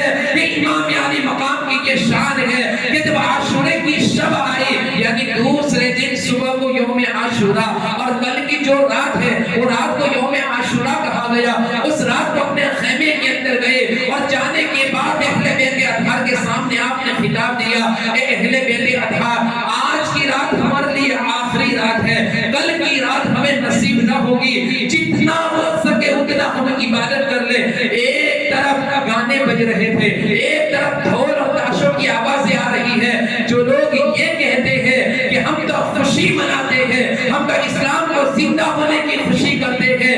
ارے نادانو، جس نے اپنے بیٹے جوان کی اپنی لاش کو کندھے پر اٹھایا ہو، 6 ماہ کی علی اصغر کی قربانی پیش کی ہو، جو 72 زخم اٹھا کر آخر میں سجدہ کرا ہو، تم کس کی خوشی مناتے ہو؟ ہم ایسے حسینی کہ یہ رات سے امام حسین نے ہمیں درس لیا کہ جب عاشورے کی شب آئے خیمے میں گئے اور جانے کے بعد تمام لوگوں سے آپ نے ایک اتمام حجت کے لیے خطبہ دیا، اے اہل بیت اطہار کے تمام چشم و چراغ، آج کی رات ہمارے لیے آخری رات ہے، جس کو جانا ہے وہ جا سکتے ہیں، اور جو اس کے اندر جو بتی مجھے جل رہی تھی اس چراغ کو آپ نے بجھا دیا تاکہ اندھیرے کے اندر کوئی چلا جائے خیمے سے پتہ نہ چلے۔ لیکن وہ کیسی محبت کرتے سے آلے نبی سے، وہ کیسی محبت کرتے تھے حسین سے، اللہ اکبر، حسین نے بتا دیا کل ہم سب کو شہید کر دیا جائے گا، اور یہ جو بیمار زین العابدین ہے اللہ اکبر ان کو قید کر لیا جائے گا، جس کے سر کے بال کو نہ چاند و سورج نے دیکھا، نہ مدینے کی گلیوں میں کسی مرد نے دیکھا، ایک خاندان نے نبوت کی تمام چشم و چراغ عورتیں کل تمہارے سروں سے دوپٹے ہٹا لیا جائیں گے۔ اللہ اکبر، اتنا سب کہنے کے بعد بھی ان لوگوں نے کیسی وفاداری کی، چراغ بجھا دیا گیا، واپس چراغ جلایا، کونے کے اندر مسلم بن اوسجہ بیٹھے تھے تو آپ کھڑے ہو کر عرض کرتے ہیں، اے میرے امام، جب ہم آپ کے ساتھ آئے ہیں آپ نبی کی آن ہے، اور اللہ اکبر ہمارے دلوں کے اندر آپ کی ایسی محبت ہے، پہلے ہم قربان ہوں گے، بعد میں آپ کو کربلا جانا ہے، بعد میں آپ کو جنگ کرنا ہے۔ مسلمانوں میں آپ سے پوچھنا چاہتا ہوں کہ جب یوم عاشورہ ہے تو ہم کیا کرتے ہیں؟ یہ حسینی خیمہ ہے، یہاں پر تلاوت قرآن ہو رہی ہے، ذکر و اذکار ہو رہا ہے، دعائیں ہو رہی ہے، اور ہم کیسے خوش رہی ہے کہ ہم کھیل تماشے کرتے ہیں۔ اگر علماء حق بات کھولتے ہم علماء کے خلاف ہو جاتے ہیں۔ یہ کربلا کا منظر پڑھو تو پتہ چلے گا، ایک طرف شراب پلائی جا رہی تھی، ایک طرف نقارہ بجایا جا رہا تھا، ایک طرف زہر کے اندر نیزوں کو چمکایا جا رہا تھا۔ اس رات کے اندر بھی میرے امام علی مقام نے کہا آج جتنا ہو سکے اتنا تم دل کھول کر عبادت کر لو، کل ہمیں یہ رات نصیب نہ ہوگی، یہ آخری رات ہے۔ آخر میں وہ 10ویں یوم عاشورے کے دن کی فجر ہو گئی، اللہ اکبر، اب صبح صادق طلوع ہوا، اب صبح صادق سے پہلے اب اذان بھی کون دے رہا ہے؟ ایک اذان وہ اذان ہوتی تھی کہ جب بلال حبشی آقا کا چہرہ دیکھ کر اذان دے تو اللہ اکبر فرشتے بھی مسکرائے اور فرشتے بھی لبیک کہے۔ اللہ اکبر، یہ کربلا کا منظر تو دیکھو، کربلا کے اندر صبح ہو رہی ہے، یوم عاشورہ کا دن ہو چکا ہے، اب فجر کی اذان بھی کون دے رہا ہے؟ جس کو ہم شبیہ مصطفیٰ کہا گیا، جن کو لوگ دیکھیں تو آقا کی تصویر نظر آتی ہے۔ اللہ اکبر، قربان جائیے کہ اس وقت عاشورے کے دن کربلا کی سرزمین کے اوپر 3 راتوں کے بھوکے اور پیاسے تھے۔ اللہ اکبر، پانی بھی بند کر دیا تھا، کھانا بھی نہیں تھا، کچھ بھی نہیں دیا گیا، اس حال میں بھی ان لوگوں نے عبادت کو نہیں چھوڑا، اور آج ہم کھا پی کر بھی مسجدوں کو ویران کرتے ہیں اور حرام کاموں کے اندر مبتلا کرتے ہیں۔ جب ہم حشر کے دن جب ہمارا حساب کتاب ہوگا اور جب آپ حسین سے جنت میں جانے سے پہلے ملیں گے تو حسین کو کیا وہ بتاؤ گے؟ اے حسین، تم نے تو عاشورے کے دن آخری خطبہ دیا تھا، سارے لوگوں نے عبادت کی تھی حسین، اور جب یوم عاشورہ ہے تو تیری غلامی کرنے والے، تجھے ماننے والے اللہ اوپر کھیل تماشا کرتے ہیں، اور قرآن میں تو فرما دیا کہ جو لوگ کھیل दीन समझते हैं उनसे भी तुम दूर रहो। दोनों बातें वाज़ेह हो गई, इसलिए मैंने पहले खुलासा कर दिया ताकि हमें पता चले कि करबला है क्या, हुसैन ने शहादत का जाम क्यों पिया, सब कुछ क्यों लुटाया और आज हम किस तरफ जा रहे हैं। उसके बाद जैसे फजर की अजान का वक्त हुआ, इमाम हुसैन रज़ी अल्लाह ताला अन्हु ने, इमाम अली मकाम ने हजरत अली अकबर को हुक्म दिया।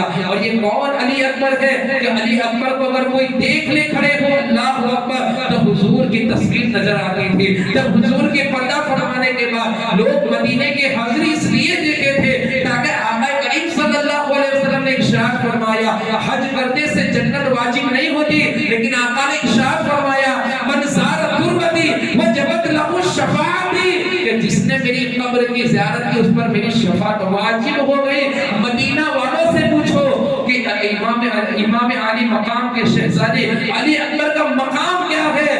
हुज्जाज किराम से पूछो दौड़ के, वो बयान करते हैं कि हम मदीना इसलिए जाते थे ताकि क़यामत के दिन आका की शफाअत नसीब हो और आका के पर्दा फरमाने के बाद आका की याद आती। हम अली अकबर को देख लेते तो हमारे दिल को तसल्ली। अब यौम आशुरा का दिन है, अज़ान फजर के लिए इमाम अली मकाम ने अपने बेटे अली अकबर को हुक्म दिया।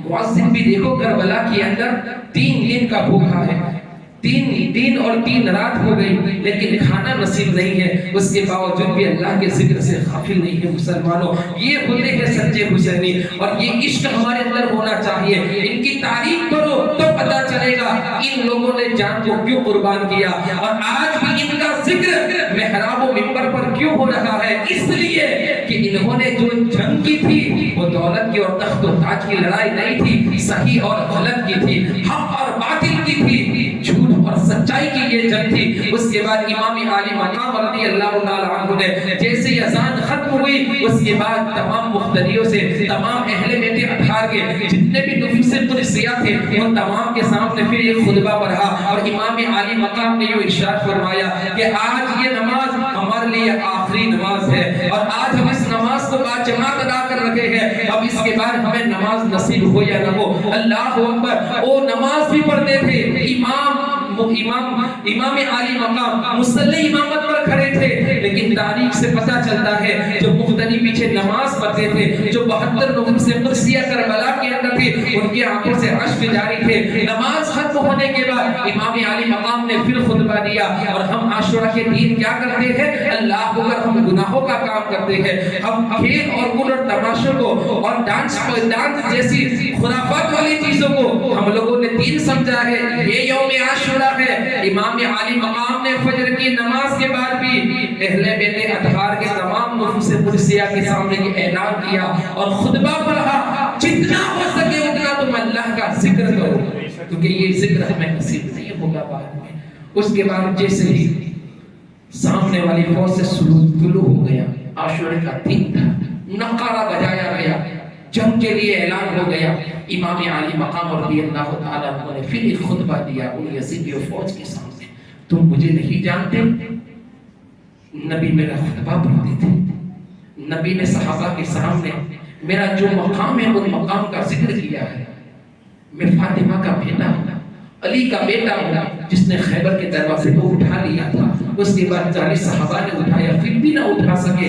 मैं उस अली का बेटा हूँ, उसके बावजूद भी आप लोग हमारे साथ ये जुल्म सितम करेंगे। अल्लाह अकबर। उसके बाद वक्त वो आ गया कि उनकी तरफ से नकारा बजाया गया और उनकी तरफ से ऐलान हो गया।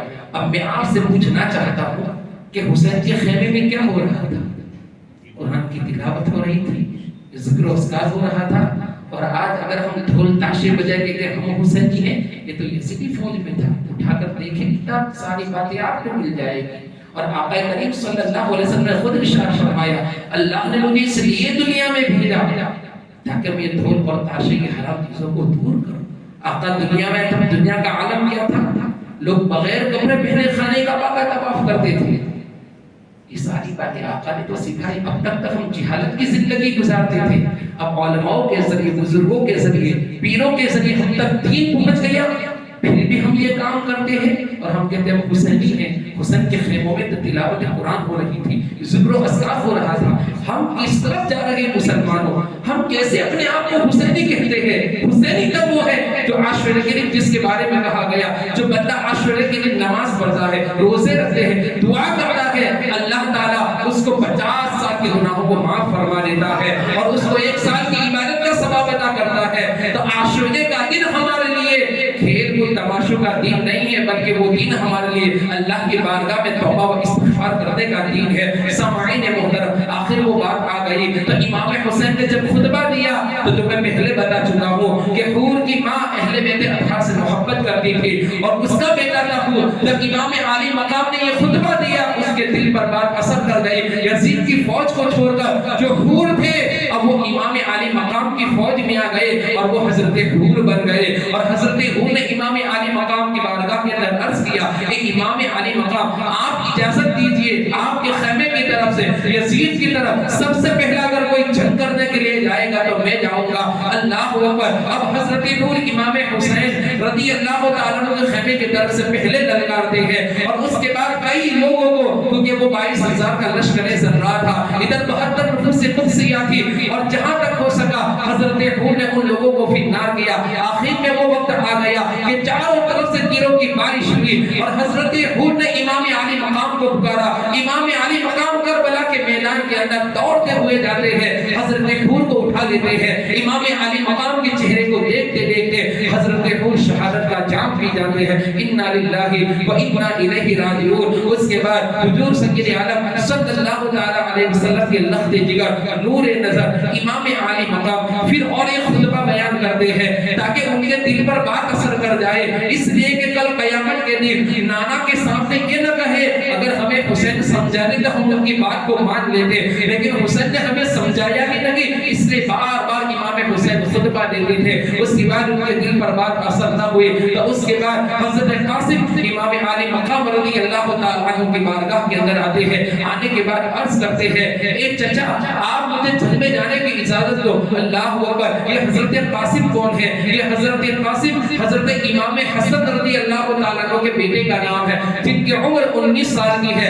امام عالی مقام کی بارگاہ کے اندر آئے اور آنے کے بعد عرض کرتے ہیں تو امام عالی مقام نے یوں فرمایا کہ میرے بھائی کی تو نشانی ہے اور یزیدی فوج تمہیں نہیں چھوڑے گی، اور میں تجھے دیکھتا ہوں تو تجھے دیکھ کر مجھے تسلی ملتی ہے میرے بھائی کی، چنانچہ میں تجھے اجازت نہیں دے سکتا ہوں۔ اللہ اکبر۔ پھر حضرت قاسم خیمے میں گئے اور اپنی پھوپھی حضرت زینب یعنی حضرت امام حسین رضی اللہ تعالیٰ عنہ، حضرت امام حسن کی بہن اور حضرت امام محسن کی بہن جو کربلا کے میدان کے اندر تھی، جس کو تاریخ کے اندر زینب کے نام سے یاد کیا جاتا ہے، ان کو پکارتی ہے اور کہتے ہیں اے پھوپھی آپ سمجھاؤ نا چاچا کو وہ مجھے جنگ میں جانے کی اجازت دے۔ آنکھوں کے اندر اشک جاری ہو گئے۔ قربان امام تیری صبر پر، تیری عظمتوں پر لاکھوں سلام امام۔ ایسے ماحول کے اندر بھی جب آئی اس کے بعد زینب نے عرض کیا اے میرے بھائی حسین جب ماں کا آخری وقت تھا تو ماں خاتون جنت نے تجھے کچھ وصیتیں کی تھی، اس کے اندر ایک وصیت یہ بھی تھی کہ اے بیٹے حسین جب زینب کو ضرورت پڑے تو زینب کی باتوں کو تو مان لینا، ان کی بات کو نہ ٹالنا۔ اے بھائی اس ماں کے قول کو آج تو پورا کر، آج زینب تیرے پاس اجازت مانگتی ہے کہ تو حضرت قاسم کو اجازت دے دے تاکہ وہ جنگ کے اندر جائے۔ اللہ اکبر۔ امام حسین کی آنکھوں سے اشک جاری ہو گئے۔ یہ قاسم تو میرے بھائی کی ایک نشانی ہے، میں تجھے دیکھتا ہوں تو میرے دل کو صبر ہوتی ہے اور میرے دل کو تسلی ملتی ہے۔ قربان جائیے امام عالی مقام نے امام حسین نے کرب و بلا کے اندر کیسا صبر کیا۔ اس کے بعد امام عالی مقام کی بارگاہ کے اندر حضرت قاسم آتے ہیں اور ہاتھ کے اوپر ایک تعویذ تھا، اس تعویذ کو کھول کر آپ پڑھتے ہیں کہ دیکھو میرے والد نے مجھے یہ تعویذ دیا تھا، آپ اسے پڑھو۔ امام عالی مقام اس کاغذ کے ٹکڑے کو پڑھتے ہیں، اس کے اندر لکھا ہوا تھا، میں تو جب یہ واقعہ پیش بیان کرتا ہوں اور جب واقعہ پڑھتا ہوں تو ایمان تازہ ہو جاتا ہے۔ امام حسن کو پہلے معلوم تھا کہ وہ وقت آئے گا اور جب وہ وقت آئے گا تو بیٹا تجھے میرے بھائی کی مدد کرنی پڑے گی۔ اس لفافے کے اندر اس تعویذ کے اندر لکھا تھا کہ بیٹا ایک وقت وہ آئے گا جب کربلا کے میدان کے اندر میرا بھائی بھوکا اور پیاسا ہوگا، لوگ اس کے خون کے پیاسے ہوں گے۔ اے بیٹے اگر تم محبت کرتا ہے تو اپنے چچا کے اوپر تو اپنی جان کو قربان کر دینا۔ اللہ اکبر۔ امام عالی مقام کی آنکھوں کے اندر اشک جاری ہو گئے۔ اس کے بعد حضرت قاسم کو تیار کرتے ہیں، حضرت زینب ان کو تیار کرتے بہترین انداز کے اندر۔ 19 سال کا کلیئر جوان ہے مسلمانوں، اور آج ہمارا نوجوان کس طرف جا رہا ہے؟ موبائل کے اندر گھنٹوں گندے مناظر دے کر اور موبائل کے اندر گیمز کھیل کر اپنا ٹائم پاس کرتا ہے۔ یہ تمہاری جوانی اس لیے نہیں دی ہے تاکہ تم حرام کاموں کے اندر اسے صرف کر دو۔ یہ سیکھو حضرت قاسم کے 19 سال کے ہے کہ اللہ تبارک و تعالیٰ نے کیسا جذبہ دیا تھا۔ آج ہمارے نوجوانوں کے اندر بھی اگر حضرت قاسم جیسا جذبہ پیدا ہو جائے تو ہماری قوم پوری دنیا کے اندر کامیاب ہو سکتی ہے۔ لیکن اسرائیلیوں نے وہ چال چلی کہ ہماری قوم کے ہاتھوں کے اندر موبائل دے دیے اور گندے مناظر اور گیمز کے اندر گھنٹے ہمارے نوجوانوں نے اپنی جوانی کو قربان کر دیا۔ اللہ اکبر۔ نوجوانوں جوانی اس لیے نہیں دی ہے تاکہ تم گناہ کے اندر مبتلا رہو۔ جوانی کے بارے میں آقا بھی فرماتے ہیں کہ اگر جوان 2 رکعت نماز پڑھے تو بوڑھا انسان 70 نمازیں پڑھے بڑھاپے میں، اس سے بھی افضل ہے۔ لیکن آج نوجوان جوانی کو کس طرف صرف کر رہا ہے؟ چنانچہ امام عالی مقام جب تیار ہو کرتے ہیں، اس کے بعد حضرت قاسم میدان کربلا کے اندر جاتے ہیں، آخری سلام پیش کرتے ہیں۔ امام عالی مقام کی آنکھوں کے اندر اشک جاری ہو گئے اور دیکھتے ہیں بار بار۔ پھر حضرت قاسم نے آخر میں اپنے چچا کی طرف دیکھا اور آنکھوں کے اندر اشک جاری ہو گئے۔ امام عالی مقام کو پتا تھا کہ یہ یزیدی فوج میرے بھتیجے کو بھی نہیں چھوڑے گی، ان کو بھی قربان کر دے گی۔ الغرض بیان کروں گا کہ چنانچہ جب امام عالی مقام نے حضرت قاسم کو جب کربلا کے میدان کے اندر بھیجا تو چنانچہ جیسے ہی قاسم کربلا کے میدان کے اندر گئے، چاروں طرف سے نور چھا گیا اور یزیدی فوج کے اندر ایک خوف پیدا ہو گیا کہ حسینی لشکر کی طرف سے ایک نور آ رہا ہے۔ سارے لوگوں کے دلوں کے اندر ایک کپ کپی طاری ہو گئی، ان کے دلوں کے اندر ایک خوف پیدا ہو گیا۔ اس کے بعد جو ارزق نامی پہلوان تھا، اس ارزق نامی پہلوان نے دیکھا کہ یہ تو حسن کا بیٹا ہے اور یہ تو قاسم ہے، امام حسین نہیں آئے تو بچوں کو بھیج دیا، بھتیجے کو بھیج دیا۔ اللہ اکبر۔ جیسے کربلا کے میدان کے اندر جاتے ہیں، اللہ اکبر، چہرہ چمکتا ہوا نظر آتا ہے حضرت قاسم کا۔ اب ارزق کے 4 بیٹے اس جنگ کے اندر تھے، وہ جو اس وقت پہلوان تھا، تو چنانچہ جیسے ارزق نے دیکھا کہ حسین کا یہ بھتیجا ہے، حضرت قاسم آ رہا ہے، تو چنانچہ اس نے کہا اس کو میں کیا شہید کروں گا، اس کے لیے تو میرے بچے ہی کافی ہے، میرے بچے اسے ختم کر دیں گے۔ تو ارزق نامی جو پہلوان تھا اس دور کے اندر سب سے طاقتور اور بہادر تھا، اس بہادر پہلوان نے جیسے کہ حضرت قاسم کے مقابلے کے اندر اپنے چھوٹے بچے کو بھیجا تو حضرت قاسم نے اسے فنار کر دیا۔ پھر دوسرا بیٹا آیا، اسے بھی فنار کر دیا، تیسرا آیا، اسے بھی فنار کر دیا، چوتھا بیٹا آیا، اسے بھی فنار کر دیا۔ اب ارزق کے پاس سے پیغام پہنچا کہ تیرے چاروں بیٹوں کو قتل کر دیا، چارے بیٹوں کو فنار کر دیا۔ چنانچہ اب غصے کے اندر ارزق پہلوان آیا کہ میں کیا دیکھتا ہوں، میرے چاروں بیٹوں کی لاشیں پڑی ہوئی ہے اور حضرت قاسم کے ہاتھ کے اندر میرے بیٹوں کی تلوار ہے۔ اللہ اکبر۔ یہ وہ بیٹے ہیں اور یہ اس کے پوتے ہیں جس نے خیبر کے دروازے کو الٹے ہاتھ سے اٹھا کر ڈھال بنا لیا تھا۔ جو علی کے بیٹے ہوتے ہیں اور جو ان کے بیٹے ہوتے ہیں ان کے اندر بھی علی کی شجاعت نظر آتی ہے۔ چنانچہ حضرت قاسم کے مقابلے کے اندر جیسے ہی ارزق نامی پہلوان آیا، حضرت قاسم نے کہا وہ اتنا بہادر پہلوان ہے لیکن تیرے پاس اتنا بھی علم نہیں ہے، تو اتنا بھی نہیں جانتا کہ گھوڑے کو کس طریقے سے پکڑا جائے، اس کی زن کو کس طریقے سے کسا جائے۔ جیسے کہ اس ارزق پہلوان نے جیسے ہی اپنی گردن کو جھکایا اور جیسے کہ اس کی زن کو کھینچا، حضرت قاسم نے ایسا وار کیا کہ اتنا بڑا پہلوان تھا اسے بھی کربلا کے اندر فنار کر دیا۔ اب یزیدی فوج کے اندر یہ کپی جاری ہو گئی، ان کے دل کے اندر خوف پیدا ہو گیا کہ یہ علی کا پوتا ہے اور امام حسن کا بیٹا ہے، اگر یہ زندہ چلا گیا اور زندہ بچ گیا وہ کسی کو بھی نہیں چھوڑے گا۔ عمر بن سعد کے حکم سے کربلا کا میدان بھج جاتا ہے، چاروں طرف سے تیروں کی بارش ہوتی ہے۔ اللہ اکبر۔ اور اس کے بعد انہوں نے یہ منصوبہ کیا، اس کے بعد یزیدی فوج نے یہ چال چلی کہ گھوڑوں کے ذریعے چاروں طرف سے مٹی کو اٹھایا گیا اور چاروں طرف سے ساری فوج اکٹھا ہو گئی۔ اللہ اکبر۔ اور حضرت قاسم کے اوپر وار کیا اور حضرت قاسم یا ابا الاتش الاتش، اے چچا آپ میری مدد فرمائیے، اے چچا مجھے تھوڑا پانی دیجئے، اللہ اکبر، 3 دن کے بھوکے تھے، 3 دن کے پیاسے تھے، اللہ اکبر، پھر بھی میرے امام نے وہاں پر صبر کیا، پھر بھی امام عالی مقام نے وہاں پر شکر کیا، کوئی گلہ شکوہ نہ کیا، چاروں طرف سے تیروں کی بارش ہوئی، اللہ اکبر، جیسے کہ اپنے گھوڑے سے گر گئے، زخم کھا کر حضرت قاسم، اس کے بعد امام عالی مقام جب ان کی لاش اٹھانے کے لیے گئے تو مؤرخین کتابوں کے اندر لکھتے ہیں کہ جیسے کہ حضرت قاسم کی لاش کو امام عالی مقام نے اٹھایا تو ان کے پاؤں زمین سے گھسیٹتے ہوئے جسم پورا بوجھا ہو گیا تھا اور جسم کو پورا رون دیا گیا تھا، صرف سر اور سینہ امام حسین کے سینے سے لگا۔ اللہ تعالیٰ کی بارگاہ میں امام حسین سے شکر کرتے، مولا یہ کلیئر جوان آج میرا بھتیجا تھا، مولا اس کی بھی تو نے تیری بارگاہ کے اندر میں نے قربانی کر دی، اے مولا تو راضی ہے کہ نہیں؟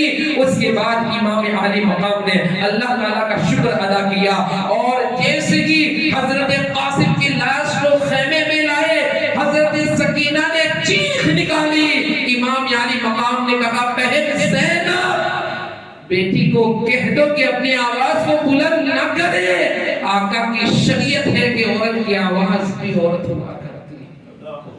کربلا کے میدان کے اندر بتاؤ کیسا پہنا میرے امام نے شریعت کا دیا، 7 سال کی سکینہ چلائی، قاسم کی لاش کو دیکھ کر تو امام نے وہاں پر بھی شریعت پر پہرا دیا کہ بہن زینب سکینہ کو کہہ دو آواز بلند نہ کرے، عورت کی آواز بھی بلند ہوا کرتی ہے، چھپانے کی چیزیں مسلمان۔ اور آج ہماری ماں اور بیٹی سر بازار کس طرف ہم جا رہے مسلمان؟ امام حسین نے کیسے شریعت پر پہنا دیا۔ اس کے بعد بہن زینب آتی ہے کہ بھائی میں نے آج تک تجھ سے کچھ نہیں مانگا، بھائی میرا بھی چاہتا ہے کہ میرے بھی 2 بچے ہیں اور محمد کم سے عمر کے ہیں 6-7 سال کے، بھائی اجازت دے۔ بہن میں کیسے اجازت دوں؟ اپنے بھتیجے کی لاش جو اٹھا کر آیا اس کا غم میرے دل سے دور نہیں ہوا۔ کہا کہ بھائی میں بھی چاہتی ہوں کہ جب میں بھی ماں سے ملوں، جب میں بھی نانا سے ملوں تو یہ نہ کہے کہ زینب جب تو کربلا میں تھی تو اس وقت جب تیرے بھتیجے کو جب شہید کر دیا گیا تھا تیرے بھی 2 بچے تھے تو تو نے کیا کیا؟ تو چنانچہ امام عالی مقام رضی اللہ تعالیٰ عنہ نے ان کو بھی اجازت دی، اس کے بعد دونوں بچے جاتے ہیں، ان کی بھی شہادت ہو جاتی ہے۔ اس کے بعد حضرت علی اکبر امام عالی مقام کی بارگاہ کے اندر آتے ہیں اور آنے کے بعد حضرت امام عالی مقام کی بارگاہ کے اندر حضرت علی اکبر کہتے ہیں کہ ابا جان میرے ہوتے ہوئے آپ کربلا نہیں جا سکتے۔ اللہ اکبر، 18 سال کا کلیئر جوان امام حسین کا بیٹا، تو چنانچہ جیسے ہی امام حسین رضی اللہ تعالیٰ عنہ کی بارگاہ کے اندر آئے، آپ نے اجازت نہیں دی، آپ نے پھوپھی کو آواز دی کہ پھوپھی جان زینب مجھے یہ اجازت دلواؤ۔ اب بہن کے سامنے بھائی نے اجازت دی، اب بتاؤ وہ باپ کیسا باپ ہوگا جو اپنے بیٹے کو تیار کر کے کربلا کے اندر بھیج رہا ہے۔ باپ کو پتا ہی امام علی مقام کو کہ یزیدی فوج میرے بچے کو نہیں چھوڑے، پھر بھی دلہا بنا کر کربلا کے میدان کے اندر حضرت علی اکبر کو بھیج رہے ہیں۔ جیسے ہی حضرت علی اکبر کو تیار کیا اور اس کے بعد جب میدان کربلا کے اندر حضرت علی اکبر جاتے ہیں، ایک نور چھا گیا اور وہاں عمر بن سعد کہتے ہیں، عمر بن سعد کہتا ہے جو یزید کی فوج کی طرف سے تھا، اور دوسرے جو لوگ تھے یزید کی فوج کی طرف سے وہ کہتے ہیں کہ کیا ہم اپنے آقا سے جنگ کریں گے میدان کربلا کے اندر؟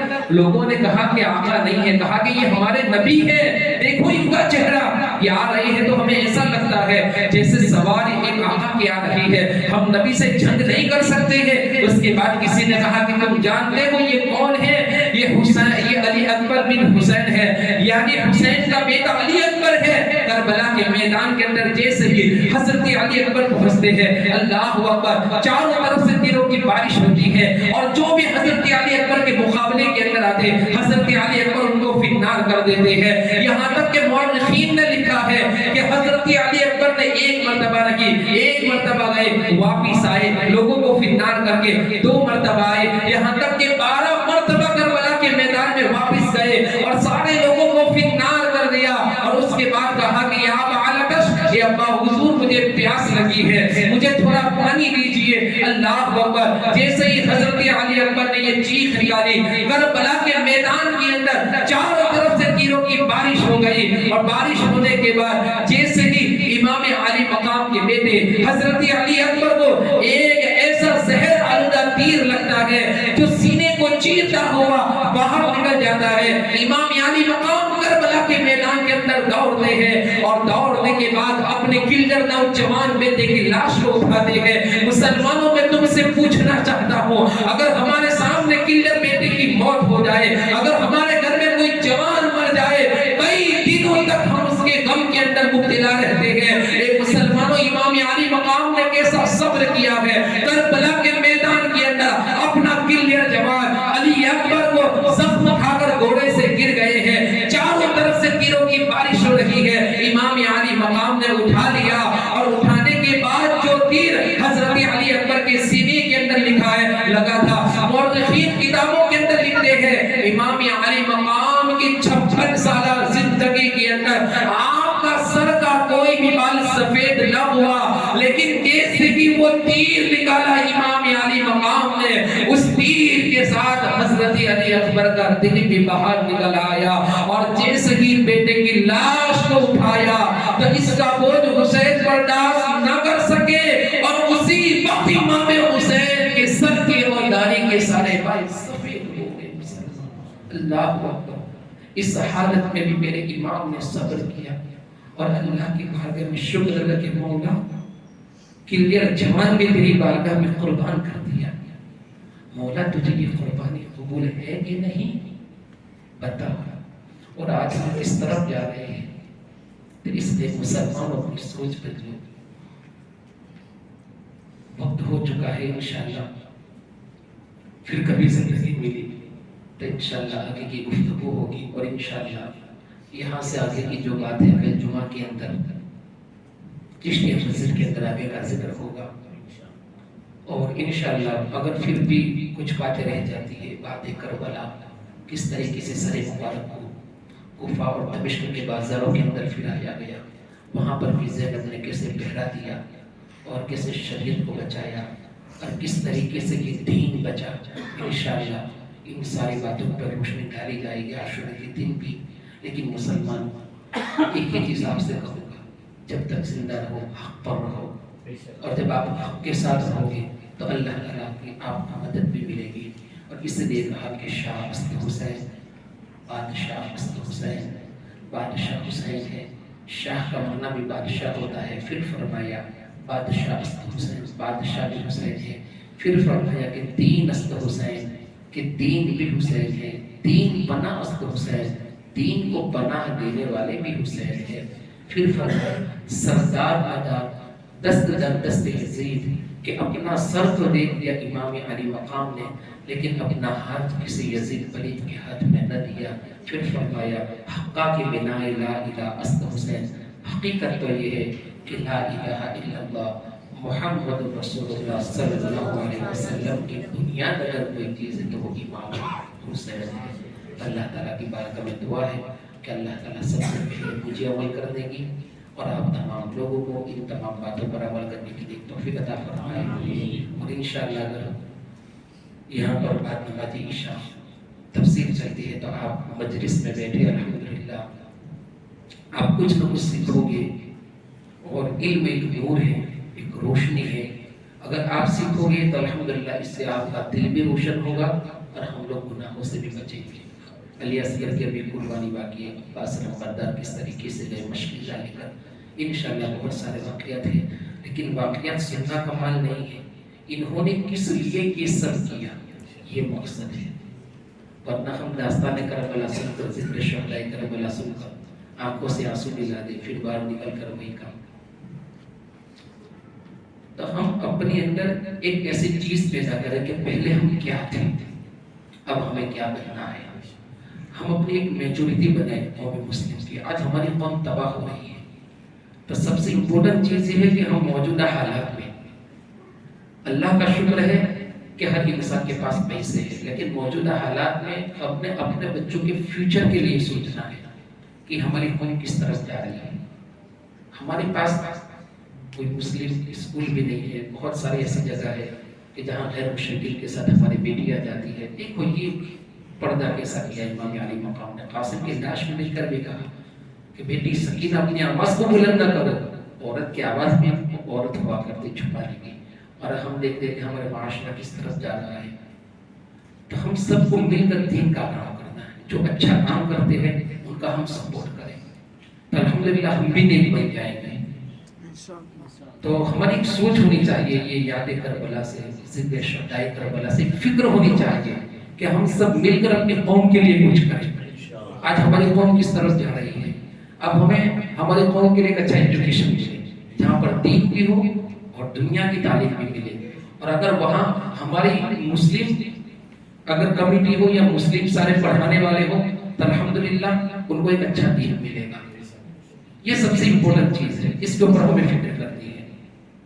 اور ماشاءاللہ مسجد بھی عالی شان ہے، لیکن اصل مسجد کی خوبصورتی جو ہے نا وہ نماز ہے۔ کیا ہے وہ نماز ہے۔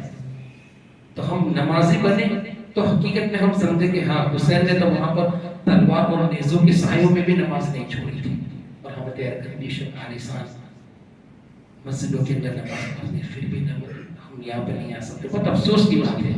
تو آج ہم اٹھے بھی یہ عہد کر کے اٹھے کہ انشاءاللہ ہم اپنی قوم کی فکر کریں گے انشاءاللہ۔ آنے والی نسل کے بارے میں ہم سب مل کر اچھا کام کریں گے انشاءاللہ، کیونکہ کسی کا بھی بچہ ہو قوم مسلم کا، وہ ہم سب کا بچہ ہے۔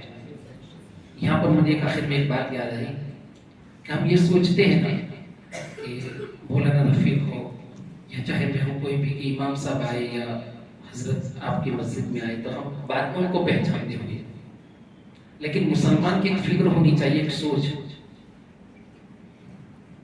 کہ آپ نے ہمارے لیے بہت دعائیں کی ہے جس کو ہم جانتے بھی نہیں، اور دوسری بات یہ ہے کہ ہم ہر دوسرے لوگ ہمارے لیے دعا کرتے ہیں۔ اب وہ کیسے کہ ہم دعا کرتے ہیں والمسلمین والمسلمات والمؤمنین والمؤمنات، کیوں کرتے ہیں؟ جس کو ہم جانتے ہیں اس کے لیے بھی ہم دعا کرتے ہیں۔ تو مسلمانوں ہماری ایک سوچ ہونی چاہیے کہ ہماری قوم کے اندر ایک ایسا انقلاب پیدا ہو کہ جس سے ہماری قوم کے اندر ایک دین کا ماحول پیدا ہو۔ کیسا ماحول پیدا ہو؟ دین کا۔ اب اس کے لیے یہ پورے شہر کے سارے لوگوں کو مل کر کام کرنا ہے، تب یہ کام ہوگا۔ ضرورت پڑے علماء کا رابطہ کرو، اور ضرورت پڑے اور بڑے علماء کا ہم رابطہ کریں، مشائخین کا ہم ان کی بارگاہ میں جائے، تو ہماری قوم کے لیے ہم کچھ کریں گے نا، تو الحمدللہ ایک وقت وہ آئے گا کہ الحمدللہ ہماری قوم کے اندر دین کا جذبہ پیدا ہوگا۔ تو انشاءاللہ اس محفل سے ہم یہ درس حاصل کریں گے کہ انشاءاللہ ہم نماز بھی پڑھیں گے، حرام کاموں سے بچیں گے، اور الحمدللہ ہم اپنی قوم کے لیے کچھ کریں گے، الحمدللہ سب مل کر کریں گے۔ اور جن لوگوں نے یہ محفل کو سجایا، آپ لوگ مسلسل 10 دنوں تک آئے، اللہ تعالیٰ کا قبول عطا فرمائے۔ اور یہ لوگ آپ آئے نہیں، یہ آپ کو امام حسین نے بلایا۔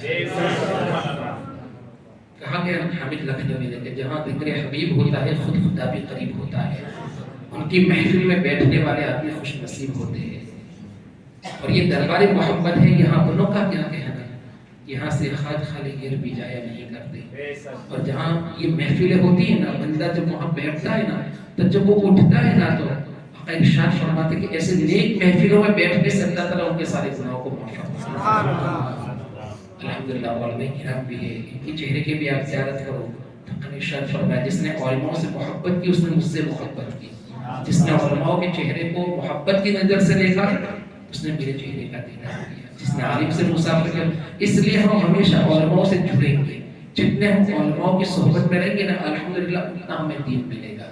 تو اللہ تعالیٰ کی بارگاہ میں دعائیں کہ اللہ تعالیٰ ہم سب کو نیک کام کرنے کی نیک توفیق عطا فرمائے۔ الحمدللہ جن لوگوں نے محفل کو سجایا اور اس مقام تک پہنچایا، اللہ تعالیٰ اور بھی ان کو اور جذبہ عطا کرے ایسے نیک کام کرنے کا، اور تمام لوگوں کو ان کا سپورٹ کرنے کی نیک توفیق عطا فرمائے۔ استغفر اللہ ربی من کل ذنب واتوب الیہ، استغفر اللہ ربی من کل ذنب واتوب الیہ۔ محبت کی نظر میں اہل وفا کی شان پیدا کر، بلندی اور پستی میں اصلاح پہچان پیدا کر، نہ ہو ماحول سے مایوس دنیا خود بنا اپنی، نئی کشتی نئی آندھی نئی طوفان پیدا کر۔ وما علینا الا البلاغ المبین۔ السلام علیکم ورحمۃ اللہ وبرکاتہ۔